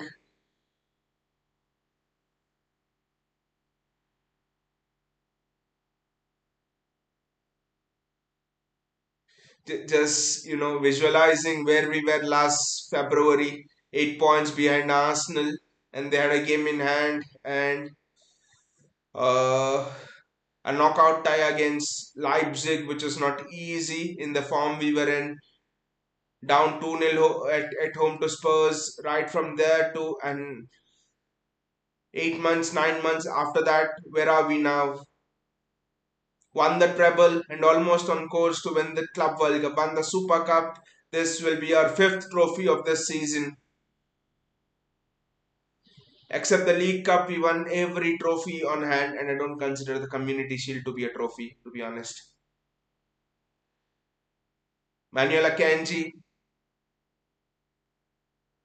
Bernardo Silva, Manuel Akanji.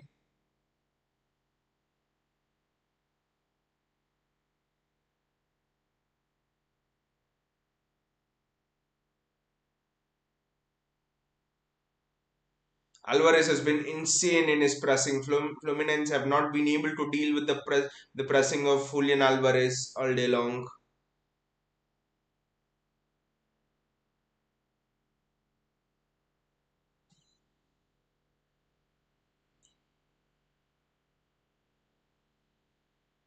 Fluminense winger gets forward, but there's no support for him, and the ball goes out.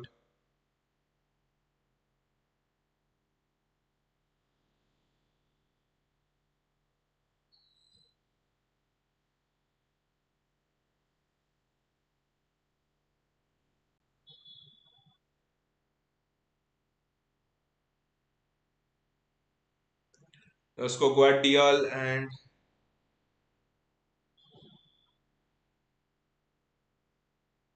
Kovacic. That is wonderful work by Kovacic there. That is excellent work by Kovacic there.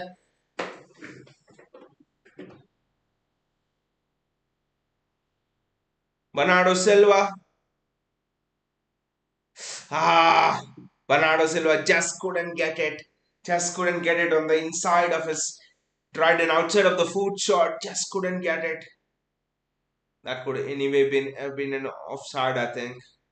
Grealish was offside over there. 13 more minutes plus added time for us to complete football.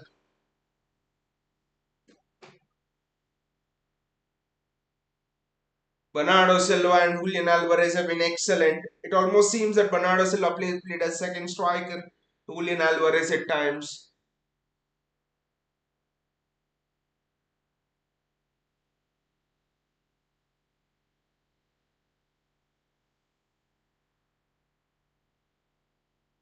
Kyle Walker,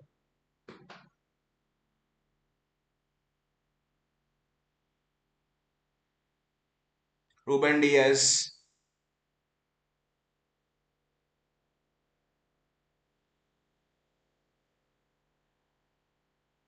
Nathan Ake, but it's a foul and City's favor. Finally, I'm like seen through a City match relaxed. Even against Urawa Reds, it is not that relaxing match. To be honest, first half was boring. Second half was you just went through that Urawa Reds match thinking for all the problems that City faced, but today it's just been a more fluidic performance. It's been a very good performance today. Jack Grealish to Gvardiol, Gvardiol back to Kova to Josko Gvardiol, Gvardiol to Ruben Diaz, Josko Gvardiol with the mistake again. My God,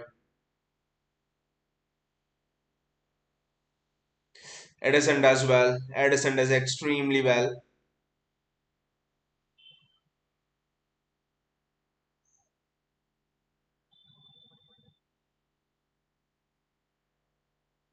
It was straight at him to be honest, and it's a corner for Fluminense. It's John Kennedy. I think he's a player of the US men's team, and he's highly rated as well.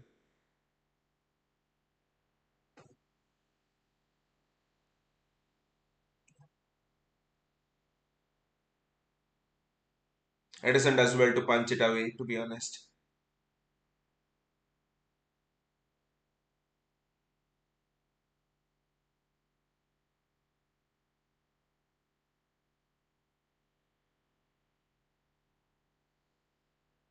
That's good defending. Again, the moment you put your Gvardiol at left back,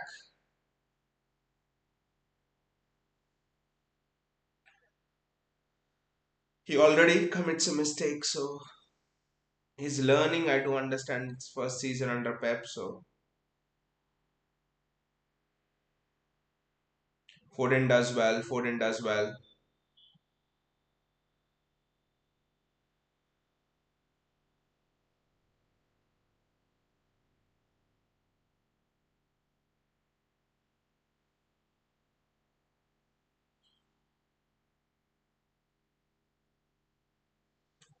Matthews Nunez comes on and Oscar Bob comes on as well. So Phil Foden's night is over. Been a very good performance from Phil Foden. He has everything. He has everything that he could ask from a midfield player. It's just that tempo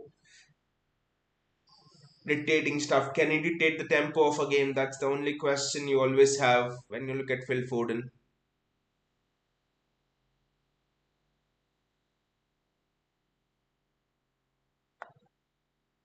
Then Nakanake goes off and along with Foden and Oscar Bob comes on. Ake's had a very good game.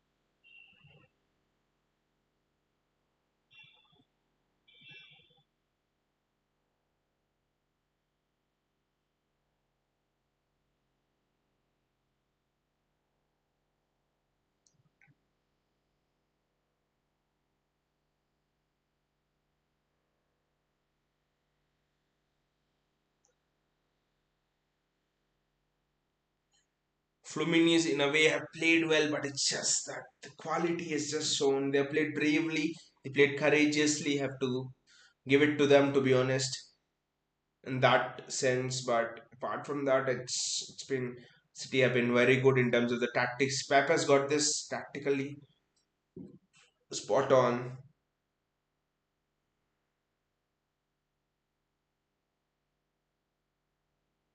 I would have loved to see. Uh, I would have loved to see a bit of Micah Hamilton, to be honest, running down the wing and did what he did in that Champions League group game against Red Star Belgrade. But again, this is excellent pressing from City. This is wonderful pressing from City. Bernardo Silva tries to retrieve the ball, but the Fluminense player gets there, and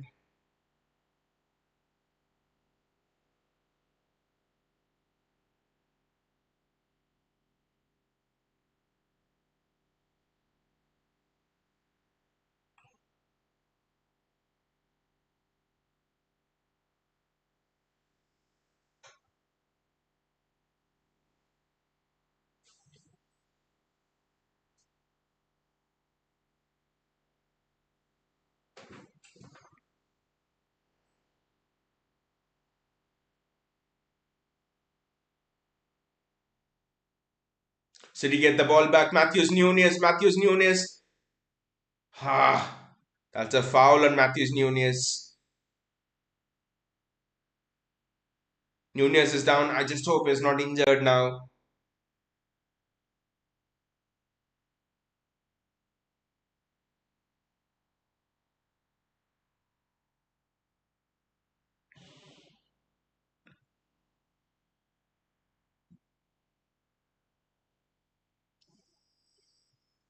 We need Nunes for long parts of this season, in the second half of the season, especially.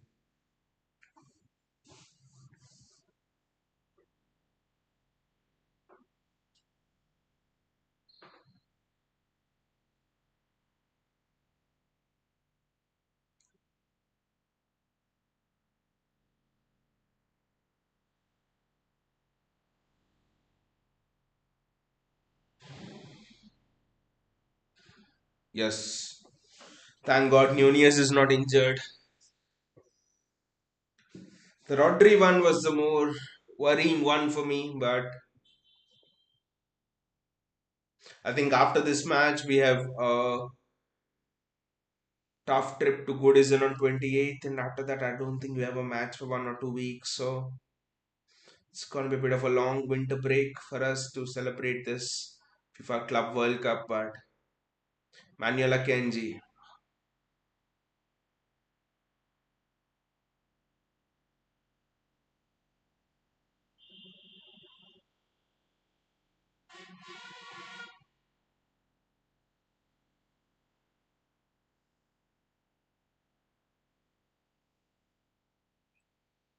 the pressing has been superb. Look at that, the pressing from Kovacic. I think it's the pressing from Gvardiol is there, but Fluminense come out with the ball. I think since the third goal has gone, when it was a 2-0, Fluminense were much more enterprising. At 3-0, I think even they realized the game's over. Game's done. It was game set match. Let's chill a bit and enjoy this.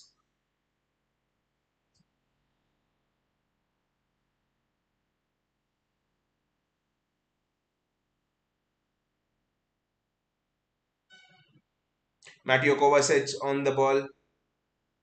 This is wonderful, Mateo Kovacic. Look at that passing when he's on the ball. You try to press him and he just releases the ball so sharply. I think even City need to learn how to play with Kovacic, to be honest.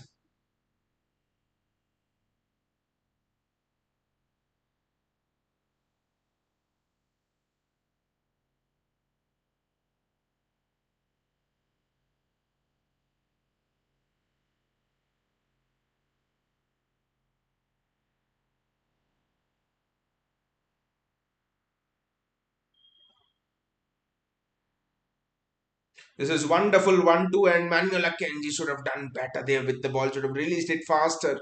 That's how you break a press, playing those 1-2s faster.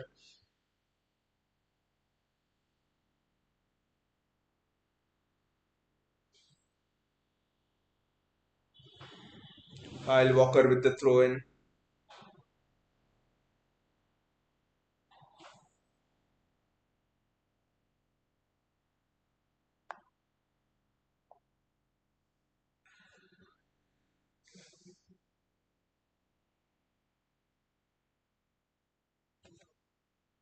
Mateo Kovacic dictating play all round.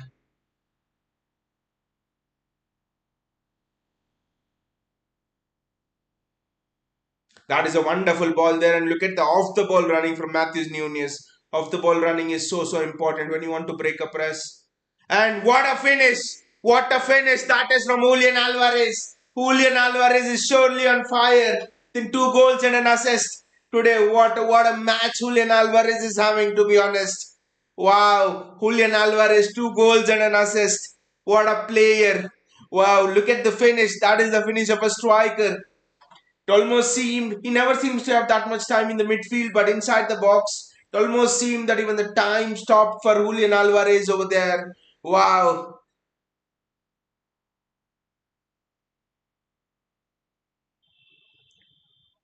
Look at that.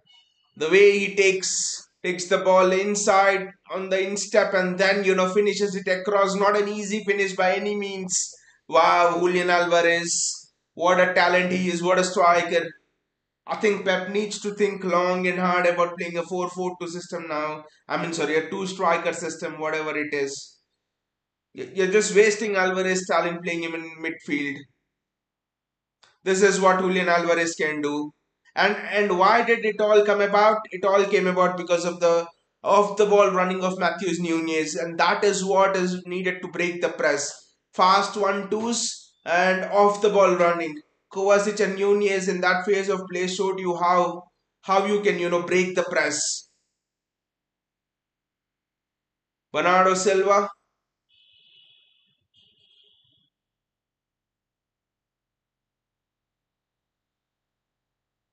Jack Grealish, Mateo Kovacic. What a run there by Kovacic! Wow, he's gone past 1, 2, 3 players and then he's given up the ball. But what a run there by Mateo Kovacic.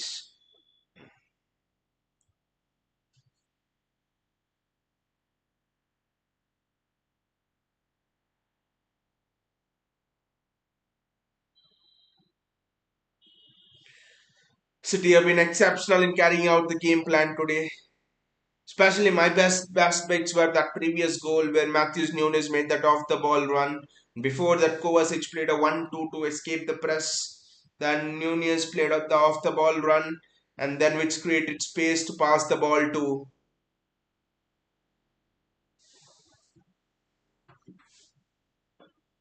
And City complete football. City complete football here in Saudi Arabia. City complete football. We are the club world champions. We are the best club in the world officially. Starting from January the 30th last season when we lost to Spurs 1-0 at home, 2-0 down at the Etihad, Cancelo leaving, everything to now 4-0 winners at Saudi Arabia at the Club World Cup final. What a turnaround. What a turnaround for this club. The fifth trophy of the season. The best club in the world, which we would not have even have thought 8 months ago, 9 months ago, we would be on this on the summit, on this pinnacle, a pinnacle which could only be dreamed of, which could only be dreamt of, especially in 2011-12 when we won our first Premier League trophy. No one even visualized us winning a Champions League with Pep Guardiola. But now you look at it, there's an almighty fight going on in the middle of the ground as well, middle of the pitch as well. I think it's forwards are going over and Kyle Walker and a Fluminense player. But Pep won't care, Walker won't care. And mind you, it wasn't an easy final. It's a Copa America team in the Club World Cup final. It is never easy.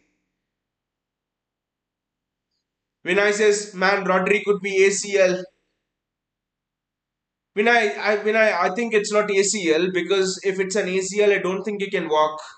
Because when you look at when Van Dijk went off with ACL, when Julian Timber went off with ACL and stuff, they could not walk.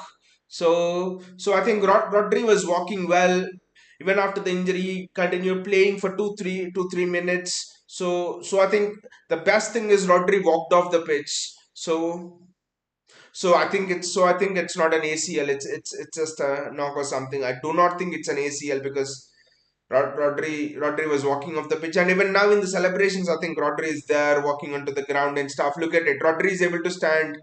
Look at that. Rodri is able to stand on its own. Look at that. Rodrigo is able to stand on his own. I don't think in ACL you can stand on your own. You need crutches and stuff. So so it's definitely not ACL. It's definitely not ACL because then you can't stand. JSK says, finally, Club World Cup banner is off. No, all the banners are off, JSK. All the banners are off.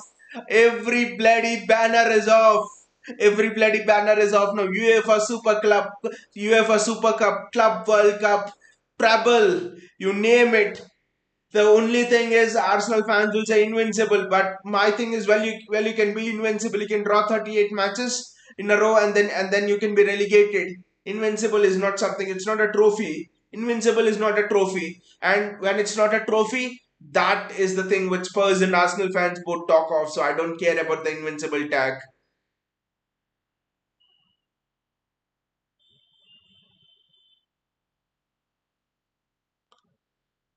JSK says not an ACL, saw it in Gavi. He was carried by exactly, yeah, and Urian Timber as well carried on a stretcher. So I think thank God. This is the reason, guys. Again, this is the reason, guys. Again, that Rodri injury scare is why we need to buy someone as a backup for Rodri. That is why we need to buy someone as a backup for Rodri. Otherwise, the season could change like this in a whimper. The season could change in a blink of an eye if something happens to Rodri. So we need to look for a backup. The January window is almost starting. Bayaji says back to back clean sheets. It's all because of you guys on the community. Back to back clean sheets. All of you guys are criticizing Ederson. Whenever you criticize Ederson, he becomes a whole new player. Bayaji and JSK ने इतना बोला Anderson को and that he Anderson is like और गाली नहीं सुनने का मुझे बस अब क्लीन शीट रखने का है बस नहीं तो ये लोग मुझे मार ही डालेंगे and that's how Ederson kept his clean sheet. Let us actually wait till the club cup lifting ceremony actually, because the cup lifting ceremony will be one of the more iconic things.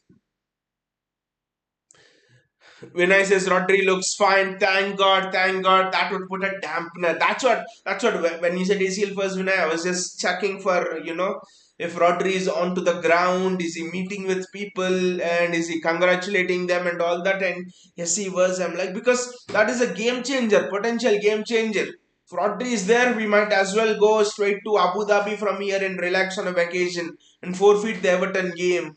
Because without Rodri at Goodison, we aren't doing nothing. Without Rodri anywhere this season, we aren't doing nothing. We aren't beating a Spurs or a Chelsea who are with half their team injured without Rodri. So without Rodri, we are not doing anything this season.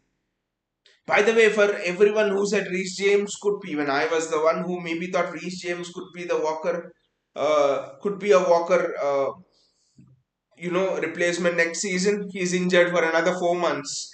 I think it's an hamstring or something like that. I don't know. 4 months knee injury, I think. So do not want Reece James anywhere near the club. Do not want another right back like a Benjamin Mendy. No way. What other trophies do we need to win to show that we are there? Show that we are there. Let the opposition fans tell us. What other trophy do we need to win? To tell that City is not a big club, City does not have this, City does not have that. I don't care. We have everything. We have bloody everything in this world. We are on top of this world. JSK says, and today we can conclude Alvarez cannot be in the bench, but JSK we can also conclude Alvarez cannot be in that bloody midfield. I think the bench is a better place for Alvarez to be when compared to the midfield. I think putting Alvarez in that midfield is far, far worse than putting Alvarez on the bench. Because you're wasting the talent of the guy putting him in the midfield. I think some of Pep needs to find a system of 4-4-1-1 or something like that. Because Julian Alvarez, when you play Julian Alvarez, today we were almost playing with two false nines, if you guys have observed, especially towards the last 30-40 minutes. If it was Foden, it was Bernardo, sometimes it was Grealish, someone, but it was almost like a two striker system at times, and Alvarez was bloody brilliant at it. I almost had the shades of, when Aguero and Aguero and what was the name of the day? Alvaro and Negredo. Aguero and Negredo were playing. That's how it seemed. Alvarez, the second striker, is gonna be bloody brilliant. Who Erling Haaland will get twice the number of goals he's getting now if Alvarez is second striker. Don't know what Pep will do, but play Alvarez as second striker. Baya this is, by the end they were looking to injure City players. Dirty douses on payroll of Arsenal and Liverpool Football Club. Well, I think whenever I watch I mean, I don't watch it much, but the Copa America and this thing, the Copa Libertadores final and something like that. I mean, there's a genuine talk around the Copa Libertadores that generally, it's a feisty one when players get injured, where the opponents just go into each other. The players were trying that. The Fluminense players were trying that. They were especially targeting Rodri. You're right. They must have been on the payroll of Liverpool FC or Arsenal FC. You don't know. Because they were trying to bloody injure Rodri. They were going into tackles where the ball was not even there to be won. Nunez, they put a tackle in. Whichever midfielder we were bringing on, they were trying to injure them. JSK says no Reece James. That guy can barely play 5 matches in a row. Five is a bit too much. 5 is a bit too much, JSK. If he can play 5 matches in a row, then I think he's had a complete season. I don't think he even plays 5 matches in a season. I think Mendy has a better injury record than Reece James. and that tells a lot about it. That tells a lot about Reece James' injury record. JSK says prime as winger, he could play in anywhere. Up front does not matter. What Pep thinks, it's what Pep thinks. It's truth. Exactly, exactly. In the midfield, again we might be wrong. Again, Pep Guardiola might be seeing something else in Julian Alvarez. But I think the second striker, second. I mean, what is the difference between where Pep plays him and the second striker role? Pep plays him a little bit deep in the midfield, what we are telling is just play a little bit more upfront. Play a 4-4-1-1. Little bit more upfront, just almost just behind Erling Haaland. That's the only thing. I think Alvarez could be a sensation over there. I know after this match, Pep can't drop Alvarez, especially for Everton. I think Haaland will be ready, and Pep Guardiola will play him in that midfield. And Josko Gvardiol as well. Just a word on Josko Gvardiol. I was not at all impressed by Josko Gvardiol today. For the last 10 minutes he came on. He again made two mistakes. At least one mistake he made in the last 5 6 minutes, giving the ball away, and the Fluminense winger ran through. So I mean, I had a few people asking me that he's Josko Guardiola flop, and I was like, a 21-year-old who's playing out of position, understanding a complex Pep system. You cannot label him as a flop. You just cannot label him as a flop. So, but again, I don't get this adamancy of Pep playing Josko Guardiola in that center back, in that full left back position. I don't think after this match, Pep can play Nathan Ake outside of any position other than left back, and I think he has to play Julian Alvarez at least as a second striker. Let's see how it goes, but and also another thing is, and, another thing is both Kovacic and Nunez look to be back bang to form. Especially that last goal. I know I've said it 2 times, 3 times, I'll say it again. But that off the ball run of Matthews Nunes clearly showed his footballing intelligence and why Pep wanted him. And the speed with which Kovacic was playing 1-2s. If Kovacic played with the speed in the Villa game, I think we would have been final up against Villa at half time. Because that speed was what was of passing was what was necessary to break the press of Villa. For example, Villa, Spurs, Chelsea, whatever. And the common thing is Kovacic didn't play in any of those matches. If you observe, at least he didn't start. He came on in the last minutes. So I think Kovacic back to his best, and Nunez also looking to be back to his best. Well, last match Nunez bossed it, so it's just exciting times. At least what we have seen now in this Club World Cup final for City. Vinicius Alvarez is good around the edge of the box, and also in the box, Vinay, and also in the box, and also in the box is absolutely good. Is absolutely superb. But then I think when you put Alvarez in the midfield, you tell him to pass, you tell him to find that ball in between the lines. I don't think Julian Alvarez is the best player at finding, finding space in the midfield, at finding those Alvarez is not a good passer of the ball. Alvarez crosses the ball well and stuff, but Alvarez is not a good passer of the ball. And to play in a midfield, I don't care any midfield, you need to be a good passer of the ball. So and I don't expect a striker to be a good passer of the ball anyway. So I think we are just, making Alvarez into someone who he is not by playing him in that midfield position. Don't know where this experiment will end up with. Bayaji says, what is Yosko offering anything special that a traditional left back can't in that position? Pep got the most in demand centre back and destroying his confidence by playing him out of position. I think Bayaji, what Pep sees in Josko Gvardiol is his ability to carry the ball, and his ability to uh, dribble through the opposition. Josko Gvardiol is unpressable. I mean, at his best, he's lost his confidence now, but generally the style of play is Josko Gvardiol is unpressable. Josko Gvardiol is a fantastic carrier of the ball. I think maybe Pep Guardiola thinks those quality, especially being unpressable and carrying the ball, will not be utilized as much in the centre back position. So Pep is thinking, anyway, I'm playing Grealish there. Grealish is a midfielder and it wants to invert so that it space out wide. Just like how Walker is coming up, let me get Josko Guardiola also up there. I think that is what Pep is thinking. But yeah, you're right. I think Pep needs to stop this experiment there. And what is Gvardiol offering that Nathanake is not offering? Nothing. And Nathanake is better in those. in those wide positions. I think defending the wide position is a completely different art than defending the uh, than being a center back. I mean, when I see Nathan Ake play in the middle of the pitch, when I see Nathan Ake play in the centre back position, I think he's not world he's good, but he's not world class. But when I see Ake play in the left back position, Ake is world class. Saka, Coman, Sane, Nabry, Rodrigo, you name Mohamed Salah. Ake in the Liverpool game pocketed Mohamed Salah. You name the bloody top winger. Ake in the last 8 months has pocketed the top eight wingers in the world, and he's made mistakes when he's played at centre back. So I think Pep is just doing it reverse. I think against Crystal Palace, if I'm not wrong, he's played Ake at this thing centre back and Gvardiol at left back. I think, if I'm not wrong. So I think Pep needs to reverse it. Pep needs to play Ake at left back and Gvardiol at centre back.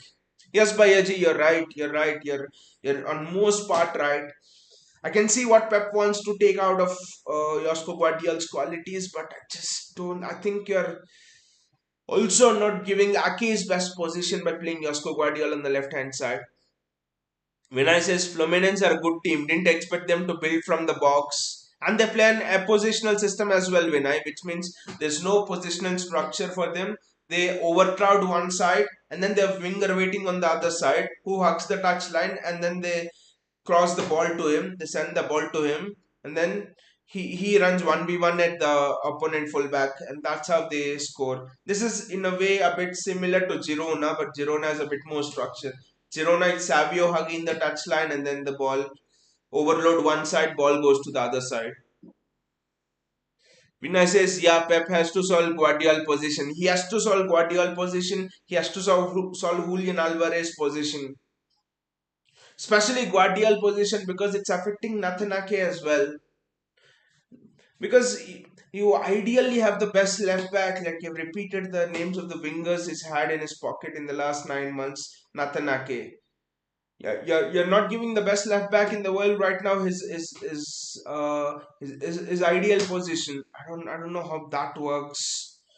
So Pep needs to solve a bit more of Pep needs to solve issues. But what this Club World Cup has done is it has, at least given Pep a bit of a time before going back into the Premier League. Otherwise, after that points lost to Crystal Palace, we would all have been down and our mood would have been different. At least this competition has shifted our mood a bit, to be honest. They are carrying the Club World Cup there. They're carrying the trophies there. Let's see City lift the Club World Cup. I think the Saudi Prince is there. Give the Club World Cup. But this competition for me has solved two issues. This competition for me has this competition for me has solved the issue of Kovacic and Nunez. It has shown me that Nunez can run a game. Nunez can, crack a game. More importantly, the Urawa Reds game was. I thought the game would go to penalties and maybe Urawa Reds would win, because at penalties it's like the toss of a coin. And Matthews Nunes helped us crack the puzzle of the Urawa Reds game, man of the match there. And I've seen shades of Mateo Kovacic in this high intense Fluminense press. Him controlling the game, playing 1-2s and stuff. So Nunez and Kovacic have really impressed me today. And Julian Alvarez, of course, showing me that he can be devastating as a second striker. But Nunez and Kovacic will be the biggest positives I'll actually take out of this Club World Cup. Assassin here, he says, would like to see Gvardiol playing Stones role. Maybe Pep doesn't trust him for that Stones role yet. It's one of the most complex roles in the game of football today. That Stones role. I don't think apart from John Stones any player could play it actually. It's so maybe Declan Rice. I don't know, but it's so complex. The role is so complex. Sportflix says, congratulations, thank you, Anurag. They're carrying the Club World Cup, and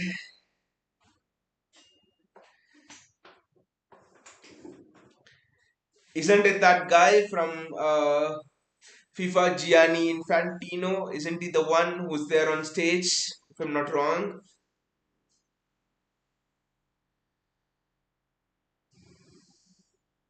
I think Khaldun is also there. Khaldun is also there on the stage, I think.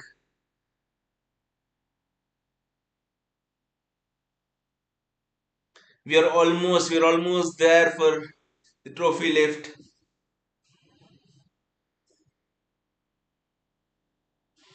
What an iconic image this is gonna be.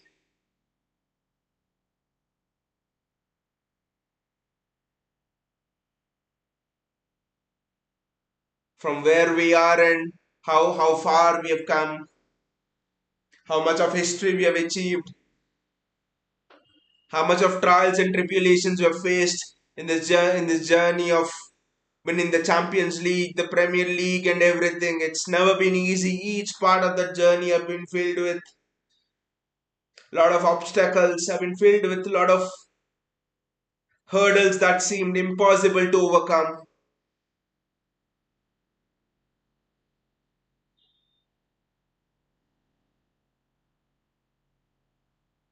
They are giving trophies to the Saudi clubs. They're Al Ittihad FC. Bayaji says UEFA jokers must be burning inside, handing over three trophies to City within 6 months. And also the Premier League jokers.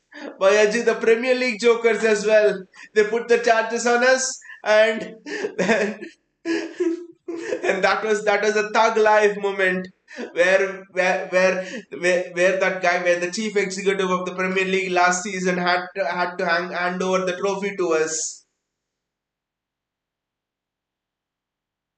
These trophies are so special because we have also fought against the entire establishment. We have fought against the entire established elite, right? All of your elite clubs, like right from your Liverpool to Man United to Spurs to your Chelsea's to your Real Madrid to your Bayern Munich's, to everyone, wanted us disappeared, this and that, wanted us banned, this and that. We have overcome not just things on the field of football, off the field of football as well. We have overcome all of the obstacles, and three trophies in the last 6 months.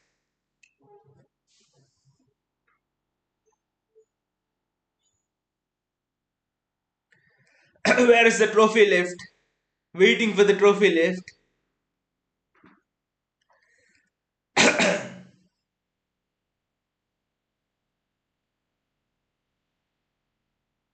I think there are some individual awards now. Kyle Walker's got one.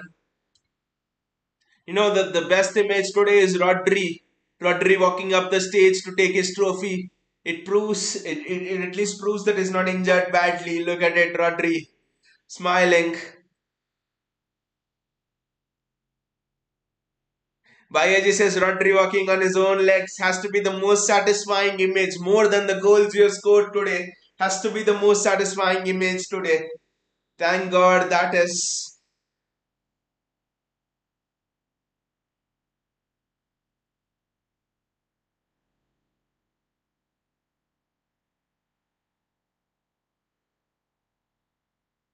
I I really hope the individual awards are over now, and it's time for the trophy lift. And Kyle Walker. Kyle Walker is the captain. Kyle Walker will be lifting the trophy.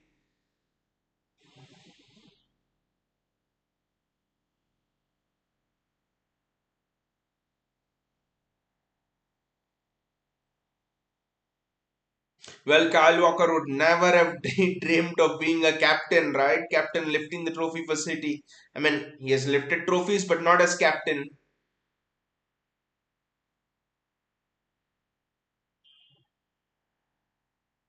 But the best thing is, like Bayaji said, UEFA and the Premier League and bloody everyone who has put charges on us, everyone handing out trophies to us. That is the best revenge you can get. That is one of the most underrated and best revenge that you can ever get.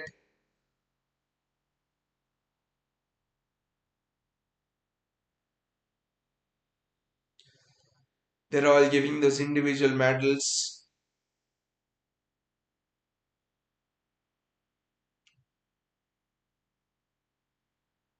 Well, at least this match is not as tense as the final against Inter. I mean, both are on a completely different level. I understand that, but that final against Inter was just something else.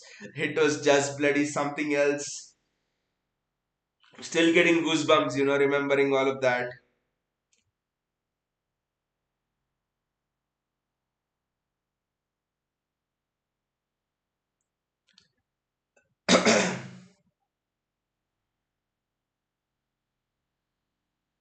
Is there gonna be a trophy left? Maybe there, yes, there will be. I think the referees are walking onto the stage.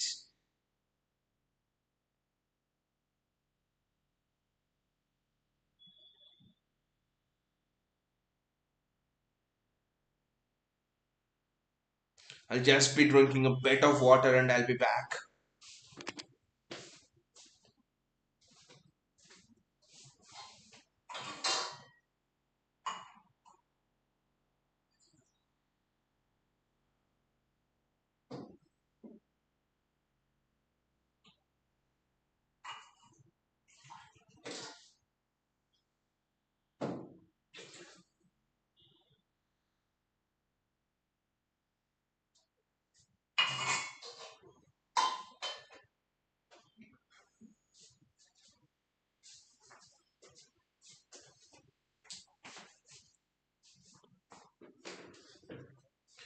Bayaji says that referee is a good luck for us. True, true, true.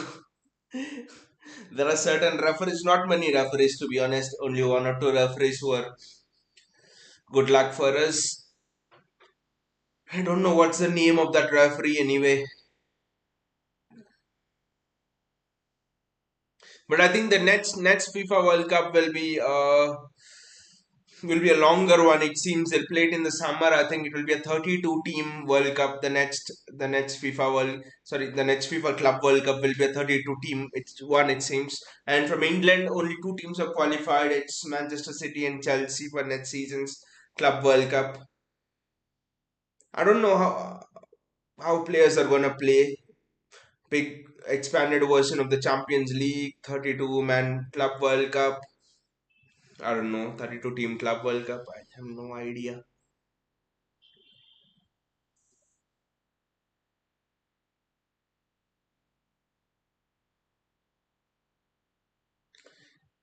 It's Khaldun on the stage, right? If I'm not wrong.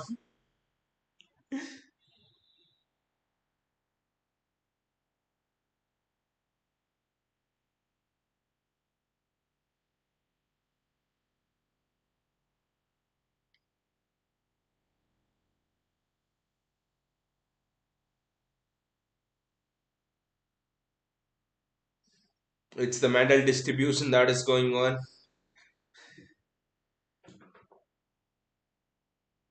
Bloody hell, is the prize distribution ceremony gonna be as long as the match itself? I don't know.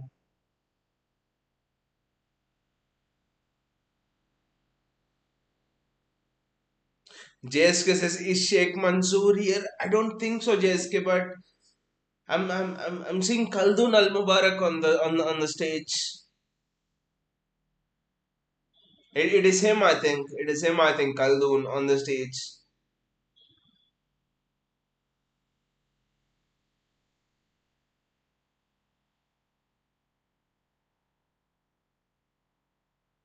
Oh, I understand now. I think there has been a third place match as well today. I think a few hours before this match, and I think Al Ittihad won that match, so they're giving out all of the medals to Al Ittihad players right now. That's what I was actually wondering. Why are these bloody Al Ittihad players getting the medals when they have not even taken part in the final? I think they are one in the third, or it's Al Ali players. I don't know, one of the club. Yes, it's Al Ali FC. I think they have won in the third place. I think match against Urawa Reds. I think.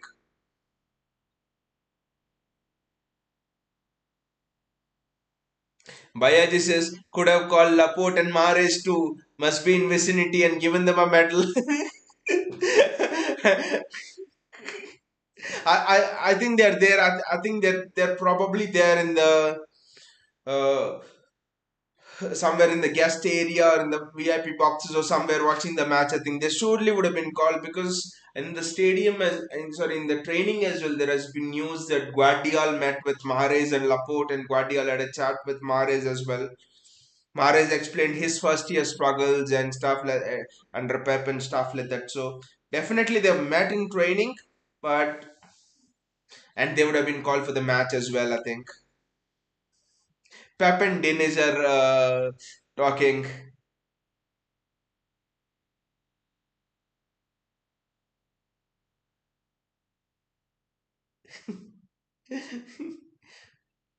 Don't know what Pep is telling Dennis.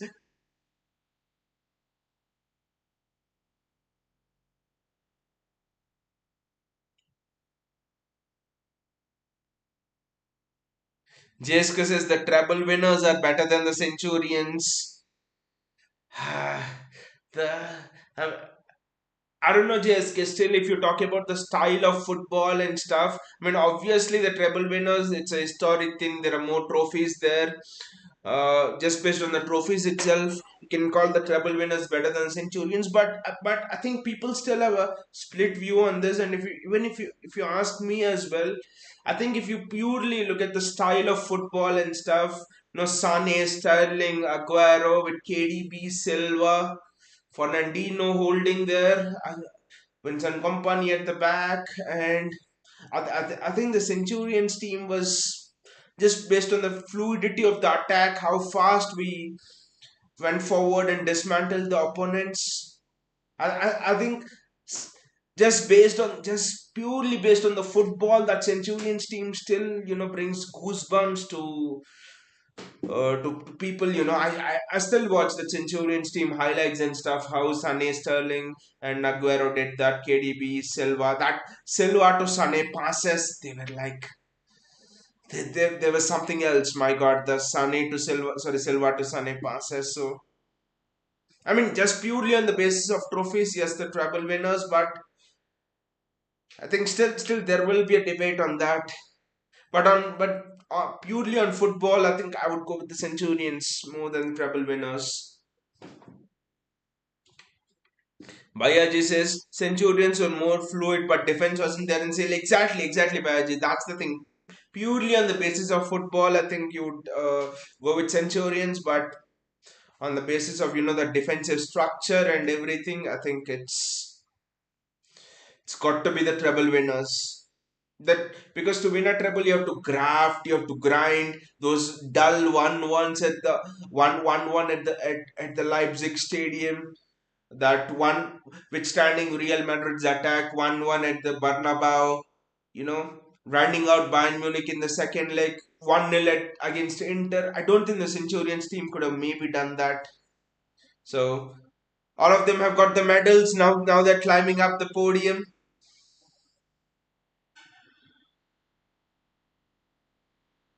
JSK says best team in PL, one invincible, two treble winners, three 04,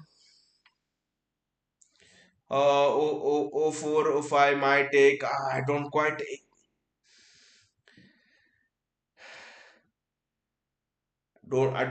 agree with this. I think JSK, there's someone called as RL in the chat. Could you please remove him from the chat? It's just spamming us. There is RL in the chat. Mod Cheryl RL. Can you please remove him from the chat?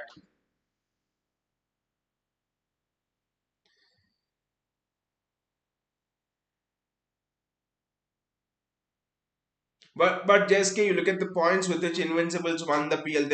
They were actually not that exciting. They were like, I mean, there were 12 draws for the Invincibles and stuff. So I don't think the Invincible comes in the top three for me.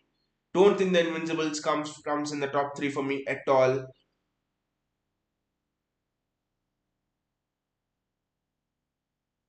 I would actually place the Centurions in I would place the Centurions and the Chelsea 0405 team in as the best teams in the PL, to be honest. Third team, I'll tell you, but we're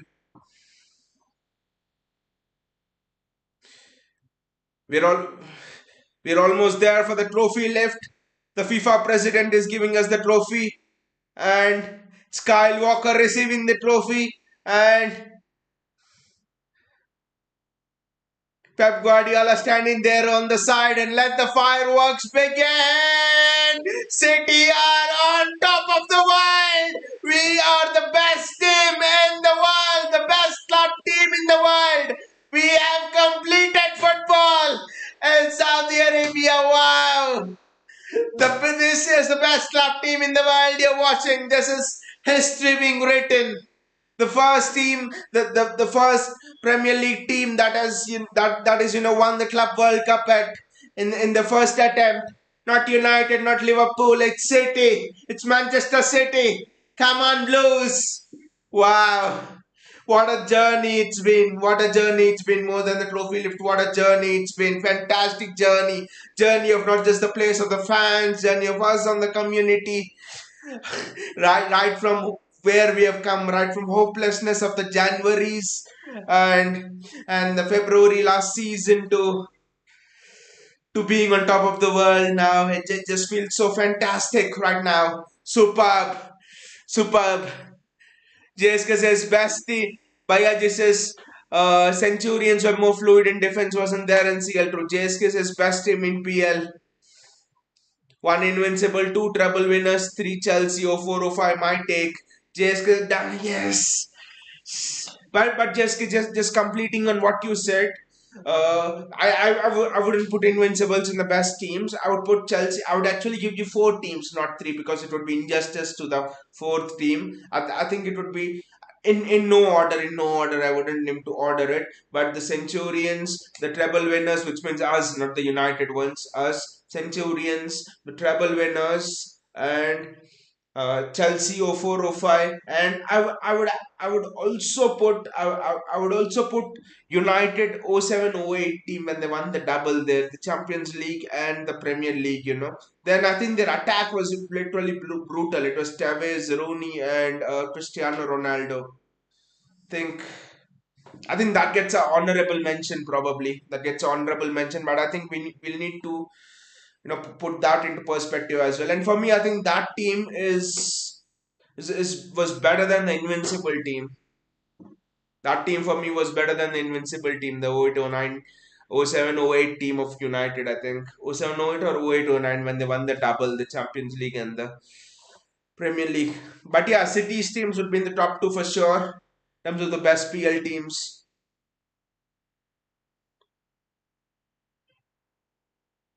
Have to say the celebrations they arranged has been superb.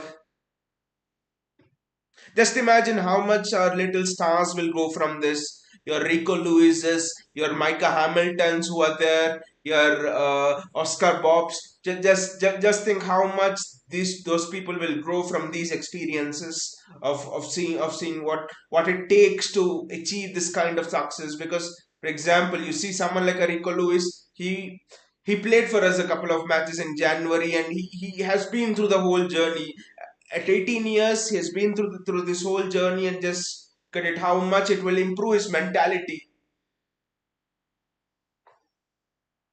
I think someone was actually telling it in the chat about I think it was JSK who was telling about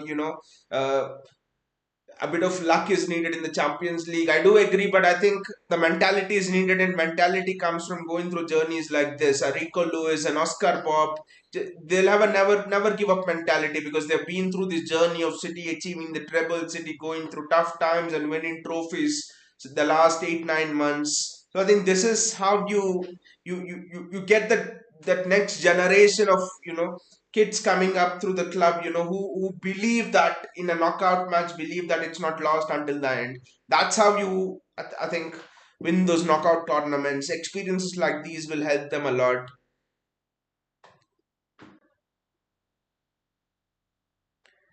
JSK says 115 charges changes everything. People thought we had dusted, people thought, but reverse effect came into play. The effect of us versus the world, the effect of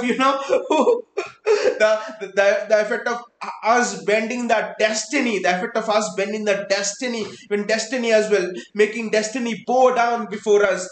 You know the best thing about this team is, if I have to sum up this team in one sentence, we have made destiny bow down before us. And I cannot think of a much more higher compliment for more higher complement of anything, of any team or anything that has, achieved big things in this world. We have made destiny bow down before us. Wow. And that is not possible for anyone else. That is not possible for everyone else. You need to have that strong will if you want to have destiny bow down before you. And City have fought against destiny and come out. You don't survive most often when you go against the tide, when you go against the destiny, when you go against the will of this world. But City have done all of that, and we have come out. Look at how we have come out. City have gone inside. City have gone inside the earth like a piece of coal, and City have come out like a diamond who has withstood that huge pressure. When a piece of coal withstands huge pressure, it becomes a diamond. That's what City have become. Luis Fernando is here. Hey, Fernando. He says Fluminense thought they were going to be the world champion. They suffered a lot to stay in the Brasilia and win the Copa Libertadores, and he thought he would achieve the feat of being a champion with old players. I think Dine's play style as well. I think Luis, it actually demanded, it actually demanded fresher legs. Actually demanded fresher legs. And also I think Fluminense were almost towards the end of their season. I think, if I'm not wrong, it's an extended season for them now, because they're playing in the in this Club World Cup. Yeah, I think the legs of the players have seem to be gone a bit. They just could not deal with the aggressive pressing style of, City. It's not that we have had a lot of rest, but yeah, we have had young players and stuff. Yeah, the legs seem to have gone a bit. People like Marcelo and stuff. It just seemed that in front of the aggressive pressing style of City, it just seemed a hurdle too much for them. Especially with Fernando Dini's style of play, where you overload one side and go on to the other side. You're exactly correct that point. I think fresh legs were needed. Fluminense, and also I think there was a and also I think there was a difference of quality, to be honest, in both the sides. JSK says, by the way, Flamengo fans are more happy than us. Their rivalry with Fluminense is like like the El Clasico Brazil, and my God, the Copa Libertadores finals as well. It's something when you see the derbies between Flamengo and Fluminense and the Copa Libertadores thing as well. It's like something else. It's like both the teams are going to war with each other or something else. Khaldun Al Mubarak with the Khaldun with the trophy with Pep Guardiola, holding the trophy together with Pep Guardiola. Wow, Khaldun and Pep Guardiola holding the trophy and taking it to the crowd. Wow.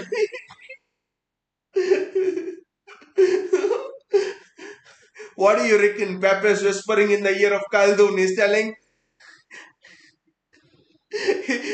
is telling I want players in January. And Pep told how many players. Khaldun asked. Pep told one player. Khaldun is like pointing three. Take at least three players, Pep. Why do you want at least one? that that has to be one of the best conversations there. I wonder why Tixiki Bagaristan and Ferran Soriano are not there. Bayaji says, from here on, I want Pep to dress formal in every game till the end of the season.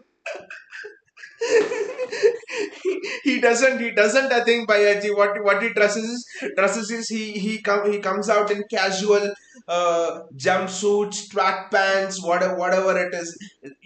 When you see Pep Guardiola's dressing style on the touchline, you almost wonder, why is he at a football stadium? The fashion show is on the next street. That's what you think. And also, it doesn't make sense, in that cold, chilly weather of London. He dresses scantily, and here in this heat of Saudi, he's decided to wear a blazer with, the shirt and all of those things. I don't know why. But yeah, this Blazer Pep is next level.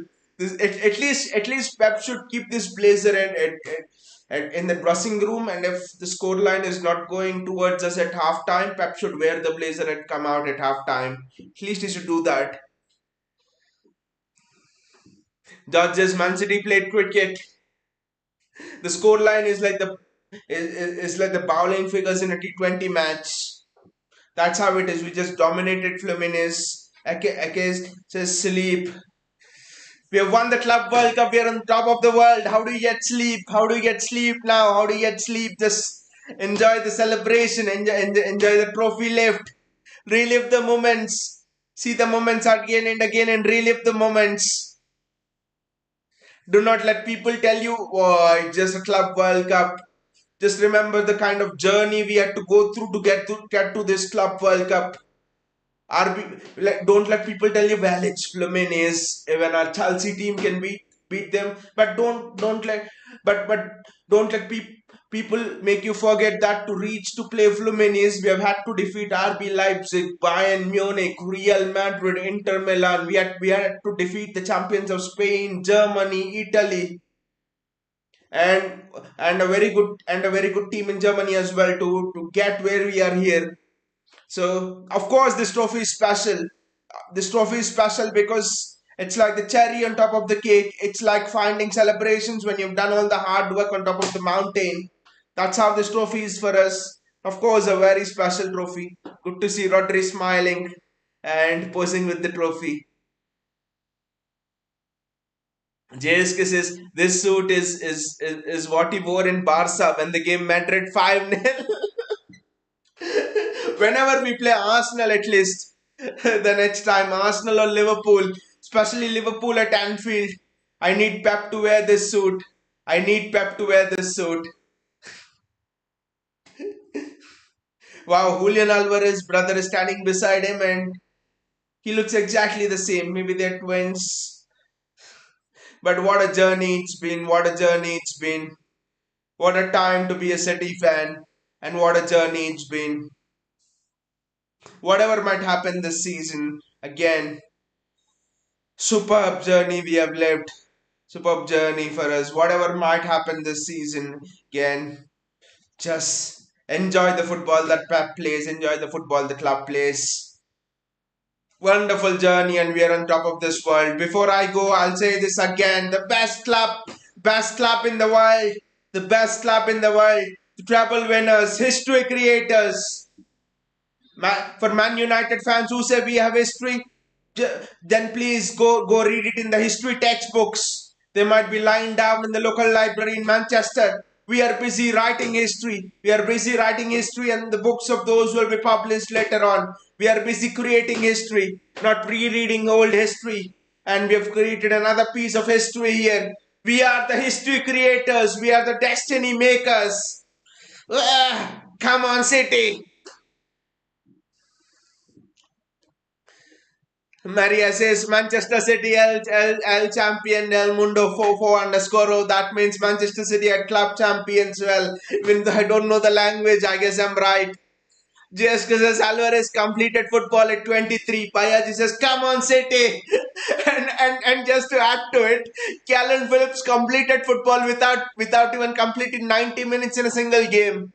Has Calvin Phillips completed 90 minutes in a single game? Calvin Phillips has completed football by playing less than 180 minutes in an entire season. He's won more trophies than Harry Kane has won by scoring 200 odd goals. Wow. Come on, City. Pep Gvardiol is crying there. Pep Gvardiol is crying his interview. It means so much. Like I said, it means so bloody much because of the journey we had undertaken to get here. More than defeating Urawa Reds and Fluminense, the journey we have undertaken, that is the key for me. That is the key. Through the hardship, through the charges, through Cancelo leaving the club, when there was nothing, when nothing was working for us, and yet, who believed in all this? The fans of the club believed, the players believed, Pep Guardiola believed, the club hierarchy believed. It just has no one else believed. No one else believed in us. That's what makes this special. When the entire world is against you, when no one believes in you, and yet you do it. That's just fantastic. भैया this is कैलन Philips मजाक तूने सब कुछ जीत लिया बिना खेले हुए तूने सब कुछ जीत लिया बिना 90 मिनट खेले हुए तूने सब कुछ जीत लिया केपी कैलन फिलिप्स वाह it must have been very auspicious the day Calvin Phillips actually signed for Pep Guardiola, signed for Manchester City.